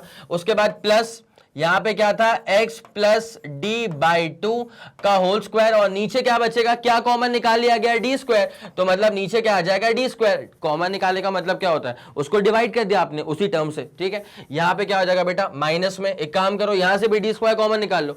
जैसे डी स्क्वायर यहां से आप कॉमन निकालेंगे तो रूट के बाहर भी निकाल लो। तो डी स्क्वायर अंदर रूट के डी स्क्वायर कॉमन निकाला गया, रूट के अंदर क्या कॉमन निकाला गया, डी स्क्वायर। तो बाहर जब वो रूट के आया तो क्या बन गया, डी बन गया ना, अंडर रूट ऑफ। बेटा मैं इसको लिखूं या इसको लिखूं, पहले एक ही बात है, प्लस में है तो D square by D square क्या, 1 कॉमन तो निकाल लिया डी स्क्वायर, और उसके बाद यहां क्या बचेगा, x माइनस d/2 का होल स्क्वायर। क्या कॉमन निकाला, डी स्क्वायर कॉमन निकाला, नीचे भर दो डी स्क्वायर, इतनी सी बात है। ठीक है, अच्छा इसी चीज को ना क्या निकल रहा है बेटा, पाथ का डिफरेंस निकल रहा है। अब एक काम करना, बड़े आराम से सुनना एक बात, इसको लिखो डी, कोई दिक्कत वाली बात नहीं है। ठीक है, यहां पे यह आ जाएगा 1 प्लस x प्लस d/2 का होल स्क्वायर, नीचे था डी स्क्वायर। ठीक है बेटा, ये होल पावर क्या है इसकी, ये रूट है ना, स्क्वायर रूट का मतलब क्या है, पावर क्या हो जाएगी, 1/2, वही तो होता है स्क्वायर रूट। ठीक है, माइनस यहां क्या बचेगा, डी। अंदर क्या बचेगा, अंदर बचेगा 1 plus x minus d by two का होल स्क्वायर, नीचे क्या आ जाएगा डी का स्क्वायर, और इसकी होल पावर क्या बचेगी 1/2, स्क्वायर रूट है ना, तो 1/2 बचेगा। यहां तक तो लोग पहुंच जाएंगे बड़े आराम से, ठीक है। उसके बाद कई लोग का ना काम खराब हो जाता है क्योंकि उनको स्पेशल प्रॉपर्टी नहीं आती बाइनोमियल थ्योरम की। बेटा ये तुम कहीं खोपचे में लिख लो अच्छे से, 1 प्लस एक्स की पावर n को 1 प्लस एन एक्स कह सकते हैं कब, जब x की वैल्यू n से बहुत छोटी हो, और 1 माइनस एक्स की पावर n को लिख सकते हैं 1 माइनस एन एक्स कब, जब x की वैल्यू 1 से बहुत छोटी हो। तो ये सब चीजें जो है ना ये वैलिड है only if x is very less than n, मतलब 1 से छोटी हो, ठीक है। तो ये वाली कहानी समझ में आ गई। तो 1 प्लस एक्स की power n is equal to 1 plus N X जब x की वैल्यू 1 से बहुत छोटी हो, 1 से, माफ कीजिएगा n से नहीं, 1 से बहुत छोटी हो। और इसको मैं ऐसा लिख सकता हूं, मतलब क्या हो रहा है बेसिकली कुछ नहीं, पावर आकर के x के बाजू में चिपक रहा है, ठीक है, पावर आकर के बेसिकली x के बाजू में चिपक रहा है, बस ये होती है special property for binomial theorem. मेरे ख्याल में इतना आपको समझ में बिल्कुल आ गया होगा, ठीक है। तो एक काम करो, जरा पहले से खोपचे में लिख लो, उसके बाद फिर अपन इसमें आगे बढ़ने वाले हैं। चलें फिर, बहुत शानदार, इसको नोट कर लिया होगा आप लोगों ने। इसके बिना क्या है ना, फिर डेरिवेशन में काम आगे नहीं बढ़ सकता यार, ये बहुत ज्यादा इंपॉर्टेंट चीज है डेरिवेशन के लिहाज से। क्लियर करा जाए इसको। तो अभी हम कहां पे अटक गए थे, अभी हम यहां तक तो पहुंच ही चुके थे। अब मैं क्या बोलने वाला हूं पता है, देखो बेटा, यहां पे x की दूरी बहुत छोटी है, उसके बाद ये वाला d भी बहुत छोटा है, लेकिन ये वाला d तो बड़ा है ना इसके x के और d के कंपैरिजन में, ठीक है। जिस कारणवश ये जो वैल्यू है ना, इसका न्यूमरेटर चेक कर, इसका न्यूमरेटर छोटा है, और इसका डिनोमिनेटर चेक कर, इसका डिनोमिनेटर बड़ा है, जिस कारण 1 के बाद जो भी ऐड हो रहा है वो बड़ा छोटा हो जाएगा। क्या बोला मैंने, 1 प्लस उसके बाद जो भी ऐड हो रहा है वो बहुत छोटी क्वांटिटी है। अगर बहुत छोटी क्वांटिटी है तो अप्लाई कर देंगे special property of binomial theorem, जिसके हिसाब से क्या होता है, पावर चिपक जाएगा इसके साथ, ठीक है। जब इसके साथ चिपक जाएगा तो मतलब 1/2 यहां मल्टीप्लाई कर दो, बस इतनी सी बात है। तो पाथ का डिफरेंस जो आ रहा है ना बेटा, अब वो आ जाएगा d। एक काम करूं, उसको लिखता हूं मैं अगले वाले स्लाइड पे, ठीक है, इसको अगले वाले पे करता हूं। तो पाथ का डिफरेंस एट p निकल रहा था अभी, तो path difference at p is equal to, अब यहां पे क्या बच रहा है जरा गौर करना, d को तो रखो बाहर, और यहां पे बच जाएगा 1 प्लस, और ये तो यहां पे आ जाएगा ना, ठीक है। चलो, तो d को रखा बाहर, यहां पे था 1 प्लस, यहां पे x plus d by to था क्या, हाँ जी, x plus d by two upon D का स्क्वायर, तो x plus d by two का स्क्वायर, और नीचे कितना था, कैपिटल D का स्क्वायर, 1/2 यहां मल्टीप्लाई होगा तो 2 टाइम्स D का स्क्वायर, ये तो आ गया पक्का। उसके बाद फिर बगल में क्या था, d लिखा हुआ था, और उसके बाद लिखा हुआ था 1 प्लस, उसके बाद था x minus d by two का, प्लस ही था ना, हाँ जी, 1 प्लस, फिर था x minus d by two का होल स्क्वायर, करो करो करो, x माइनस, अच्छा ये बीच में प्लस थोड़ी आएगा यार, पाथ का डिफरेंस निकाल रहे हैं ना, तो bp माइनस का ap था ना, ठीक है। तो x minus d by to, अभी गलती हो आती फिर, नहीं तो d बाई टू का स्क्वायर, उसके बाद पावर था 1/2, वो नीचे आएगा तो क्या हो जाएगा 2d का स्क्वायर, क्या हो जाएगा 2d का स्क्वायर। मेरे ख्याल में इतना पूरा क्लियर होगा, है ना। अब जरा गौर कर लेते हैं, यहाँ पे कोई बड़ी बात तो ऐसा सच यहाँ पे नजर नहीं आ रही, बस एक काम करते हैं, d कॉमन निकाल सकते हैं, बस वही पॉसिबल है, d कॉमन निकालना। तो जैसे d कॉमन निकालोगे ना तो क्या बचेगा पता है भाई, टर्म्स बड़े बड़े हैं लेकिन स्टेप छोटे छोटे हैं, x plus d by two का होल स्क्वायर अपॉन नीचे क्या आ रहा है 2d का स्क्वायर, उसके बाद आपने d तो कॉमन निकाल लिया है तो ये माइनस अंदर मल्टीप्लाई हो जाएगा, तो -1 minus x minus d by two का होल स्क्वायर अपॉन नीचे क्या आ जाएगा 2d का स्क्वायर, बस इतनी सी बात है। अब देखो बेटा 1 माइनस 1 निपट गया, ठीक है, जैसे वो निपट गया तो क्या बचेगा पता है, बस d बचेगा, और अंदर ये बचने वाला है। अच्छा जी, एक काम करो ना, ये और ये तो निपट चुका है, जिसको जाना है उसको तो अपन रोक नहीं पाएंगे, तो ये तो निपट गया है। उसके बाद जो बच रहा है ना, जरा उसके बारे में जरा गौर करना अच्छे से। यहाँ पे x plus d by two का whole square upon 2d square, x minus d by two का whole square upon 2d square, 2d square common निकाल लो, यहां रख लो, तो यहां पे फिर क्या बच जाएगा पता है, ये बचेगा x plus d by two का होल स्क्वायर माइनस ये बचेगा x minus d by two का होल स्क्वायर, बस इतनी सी बात है। यहां पे इसे काटोगे इसको तो ये बचेगा 1/2d, ये क्या बचेगा, ये बचेगा 1/2d। उसके बाद ये हो गया बेटा a square minus B square. अगर तुम वैसी वाली गलती कर दोगे लंबा फंस जाओगे, तुम अगर a प्लस बी का होल स्क्वायर खोलोगे लंबा फंस जाओगे। इससे बेटर एक और फॉर्मूला होता है बेटा a square minus B square. वो क्या होता है, a plus B into A minus B. तो ये a का स्क्वायर माइनस b का स्क्वायर, तो a plus B A minus B, मतलब ये पूरा a ये पूरा b। जैसे मैं इसको इससे ऐड करूंगा d/2 गायब हो गया, तो x प्लस क्या होता है 2x। और उसके बाद जब मैं a माइनस बी करूंगा तो x प्लस d/2 माइनस करूंगा मैं इस पूरी चीज को, x से x गायब हो गया, फिर d/2 minus of minus d/2 मतलब d/2 प्लस d/2। तो d/2 प्लस d/2 कितना होता है, d होता है। तो बेटा अब खत्म खत्म खत्म। यहां पे कुछ कट रहा है क्या, यहां पे कुछ कट रहा है क्या, जरा ध्यान दीजिएगा, 2 से 2 तो कट रहा है। तो इसका मतलब यह है कि पाथ का डिफरेंस जो आएगा ना, इसका मतलब यह है कि जो पाथ का डिफरेंस आएगा वो क्या आएगा पता है, वो आएगा xd/d। बस इतनी सी बात है, ठीक है। तो पाथ का डिफरेंस कितना आ गया है, xd/d। ये रहा वो जानदार फॉर्मूला, ये आ रहा है पाथ का difference at point P. Obviously इसको पूरा नोट करना होगा आप लोग को। तो एक काम करो, आप शुरू करो, उसका स्क्रीनशॉट लेना। पहले जरा इसका स्क्रीनशॉट ले लो, जल्दी करना। 3 2 1 रेडी गो एंड डन हो गया। अब उसके बाद इसके पहले कुछ था क्या ऐसा इंपॉर्टेंट सा, हाँ ये तो अपन पहले भी देख चुके थे ना, ठीक है। उसके बाद इसका आपने स्क्रीनशॉट ले ही लिया है और अब आ गया है मौका ये स्क्रीनशॉट लेने का। बेटा अति महत्वपूर्ण फॉर्मूला है, very important, this is very important formula as far as YDSE is concern, ठीक है। तो xd/d का फॉर्मूला आ चुका है, जल्दी इसको नोट करना। 3 2 1 रेडी गो एंड डन। चलो भाई ये वाला पूरा कार्यक्रम आपका क्लियर हो चुका है। तो हाँ जी, एक्सप्रेशन भी आ गया है आपका। और अब आपको लेके चलते हैं इसके अगले और अंतिम टॉपिक के ऊपर, इंटरफेरेंस एंड एनर्जी कंजर्वेशन, ठीक है। Interference and energy conservation. अब जरा गौर करिएगा यहाँ पे क्या लिखा हुआ है, देखो, in the interference pattern if we take I maximum, ठीक है, आई मैक्सिमम आ जाएगा k times a plus B का होल स्क्वायर। अब बस यही बात है कि आई मैक्सिमम ऐसा कैसे आ गया, तो जरा गौर करना। अगर आपको इंटेंसिटी मैक्सिमम चाहिए तो that is going to be proportional to R max का स्क्वायर। मैंने पहले ही कहा था इंटेंसिटी होता है एम्पलीट्यूड का स्क्वायर, तो इंटेंसिटी अगर मैक्सिमम है तो that is going to be proportional to R max का स्क्वायर, ठीक है। अब जरा गौर करना बेटा, आर मैक्स कैसे निकाला जाए, क्या ये बड़ी बात है, नहीं ये बड़ी बात नहीं है। इक्वल टू लगा है प्रोपोर्शनलिटी कांस्टेंट, आर था under root of a square plus B square plus 2ab cos phi, ठीक है। तो आर का स्क्वायर क्या हो जाएगा पता है, a square plus B square plus 2ab cos phi, ठीक है। और टू हैव, और एक सिंपल सी बात है कि अगर आपको आर मैक्सिमम चाहिए, आर अगर आपको मैक्सिमम चाहिए तो ऑब्वियस सी बात है कि cos फाई की वैल्यू होनी चाहिए मैक्सिमम, दैट इज +1। अगर cos फाई +1 हो गया तो maximum intensity is equal to k times a square plus B square plus 2ab हो जाएगी। क्या हो जाएगी, a square plus B square plus 2ab। अब ये तो a प्लस बी का होल स्क्वायर होता है ना यार, तो आई मैक्स क्या हो जाएगा पता है, k times a plus B का होल स्क्वायर। यही तो सिंपल सी बात थी। तो आई मैक्स क्या आ गया बेटा,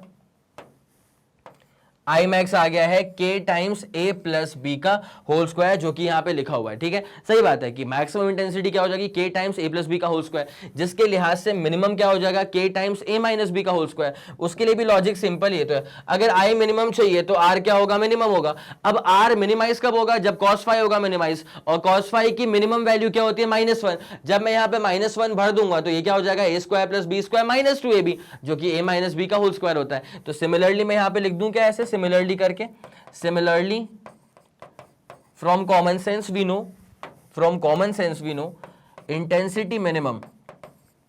बेटा जान तो लगेगी, वेव ऑप्टिक्स पढ़ रहे हो, जान तो लगेगी। अगर आप सोच लो कि सर ये लंबा खिंच रहा है लेक्चर, बेटा वो लंबा खिंच रहा है बिकॉज पूरा टॉपिक क्लियर किया जा रहा है, ठीक है। तो ऐसे अगर तुम 2-2 मिनट में सोचो कि खत्म हो जाए तो वो तो बड़ा मुश्किल है बेटा, ठीक है। तो ये वाली बात समझ में आ रही है मेरे ख्याल से आप लोग को, ओके डन, ठीक है। चलो अब यहाँ पे क्या था कि इंटेंसिटी मैक्स ऐसा होगा, इंटेंसिटी मिनिमम ऐसा होगा। तो अगर एवरेज निकाला जाए इन इंटेंसिटीज का तो क्या होगा, जरा गौर करना, बड़ी सिंपल बात है। मैक्सिमम इंटेंसिटी ये रही, मिनिमम इंटेंसिटी ये रही, अगर आपको इसका एवरेज निकालना है तो I max plus I minimum upon 2 कर लेना। हल्का सा अलजबरा लगाया, आई मैक्स ऊपर निकाल लिया था, आई मिनिमम ऊपर निकल गया था, हल्का सा अलजबरा लगाया तो क्या आ गया, k टाइम्स a का स्क्वायर प्लस b का स्क्वायर, ठीक है। अब जरा सुनना, अगर इंटरफेरेंस नहीं हो रहा होता, ठीक है, if there were no interference, अगर इंटरफेरेंस नहीं हो रहा होता तो पता है क्या होता, नेट इंटेंसिटी होती I1 प्लस I2। मैं मानता हूं कि प्लस क्या आता है, I12 मतलब इंटरफ्रेंस टर्म आता है, बट कंडीशन देखो कि अगर इंटरफ्रेंस नहीं हो रहा होता तो I12 वाला टर्म नहीं आता, बिल्कुल नहीं आता। अगर I12 का टर्म नहीं आता तो नेट इंटेंसिटी क्या होती, पहले वाले की इंटेंसिटी मतलब K टाइम्स A का स्क्वायर, पहले वाले के एम्पलीट्यूड का स्क्वायर, प्लस दूसरे वाले की इंटेंसिटी मतलब K टाइम्स B का स्क्वायर, मतलब दूसरे वाले के एम्पलीट्यूड का स्क्वायर। तो ये सिंपली हो जाता K times A square plus B square, वही लिखा हुआ है K times A square plus B square, ठीक है, which is the same as I average in the interference pattern. इसका मतलब इंटरफ्रेंस हो या इंटरफ्रेंस ना हो, जब इंटरफ्रेंस हुआ तो I मैक्स I मिनिमम उसका एवरेज लिया गया ना, उसका एवरेज क्या आ गया, K times A square plus B square. जब इंटरफ्रेंस हुआ तो नेट इंटेंसिटी ये आ रही है, मतलब नेट एवरेज इंटेंसिटी ये आ रही है। और जब इंटरफ्रेंस अगर नहीं हो रहा है, अगर इंटरफ्रेंस नहीं होगा तब भी सेम ही आ रही है, ठीक है। अगर तब भी सेम आ रही है इसका मतलब क्या कि इंटरफ्रेंस हो तब की एनर्जी, इंटरफ्रेंस ना हो तब की एनर्जी, दोनों सेम आती है, मतलब इंटेंसिटी और मतलब एनर्जी जो है वो कंजर्व्ड है। इतनी बात समझ में आ गई, it's as simple as that. यही था इसका पूरा लास्ट स्लाइड, यही था इसका लास्ट टॉपिक। तो मेरे ख्याल में इतना पूरा आपको क्लियर हो गया होगा। एक काम करो, पहले आप जरा इसका स्क्रीनशॉट ले लो, obviously 3 2 1 ready go and done. चलो हो गया, ओके डन, क्लियर। तो ये था इसका पूरा का पूरा कार्यक्रम। मेरे ख्याल में आपको पूरी कहानी जो है वो समझ में आ गई होगी। तो अब यहां पे क्या लिखा हुआ है, this establishes that in the interference pattern intensity of light is simply being redistributed, मतलब एनर्जी जो होती है ना वो उसको रीडिस्ट्रीब्यूट कर दिया गया है। डार्क फ्रिंजेस में कम आ जाएगी और ब्राइट फ्रिंजेस में ज्यादा आ जाएगी। इंटरफेरेंस पैटर्न में डार्क और ब्राइट बनेगा, YDSC में उसको हम देखने वाले हैं, ठीक है। उसके बाद क्या, energy is being transferred from regions of destructive, जहां पे डिस्ट्रक्टिव इंटरफेरेंस हुआ है वहां पे लाइट की एनर्जी बिल्कुल नहीं है, ठीक है। और वहां से एनर्जी कहां ट्रांसफर हो गई है, जहां पर कंस्ट्रक्टिव इंटरफेरेंस हुआ है, मतलब towards the bright part of the area, ठीक है। उसके बाद no energy is being created nor destroyed, यही एनर्जी कंजर्वेशन वाला, क्योंकि अपन ने देख लिया है कि इंटरफेरेंस हो तब की एनर्जी, इंटरफेरेंस ना हो तब की एनर्जी, दोनों सेम आ रही है, इंटेंसिटी सेम आ रही है। It's as simple as that. तो इंटरफेरेंस के अंदर एनर्जी कंजर्वेशन का लॉ जो है वो ओबे हो रहा है कायदे से। मेरे ख्याल में इतनी पूरी कहानी जो है वो आपको समझ में अच्छे से आ गई होगी, ठीक है। तो अब जो कुछ भी था आपके सामने प्रस्तुत कर दिया गया था इंटरफेरेंस ऑफ लाइट को लेकर के, सारी कंडीशन देख ली है, कंस्ट्रक्टिव को लेकर के भी और डिस्ट्रक्टिव को लेकर के भी। उम्मीद करता हूं कि आपने सारे के सारे फॉर्मूले अच्छे से लिख लिए होंगे। कमेंट सेक्शन में एक्टिव हो जाओ, अभी तुमने इसको पढ़ लिया है, हल्का सा रेस्ट ले लो, उसके बाद उठना, फिर वापस देखना सारे के सारे फॉर्मूले, और उसके बाद जो भी तुमको समझ में आ गया वो पूरा कमेंट सेक्शन में भर देना, ताकि हमें भी समझ में आ जाए कि कितना नॉलेज ट्रांसफर हो पा रहा है। तो मेरे ख्याल से आपको पूरा समझ में आ गया होगा। बस अब मिलते हैं अगले वाले लेक्चर में। Okay, thank you so much.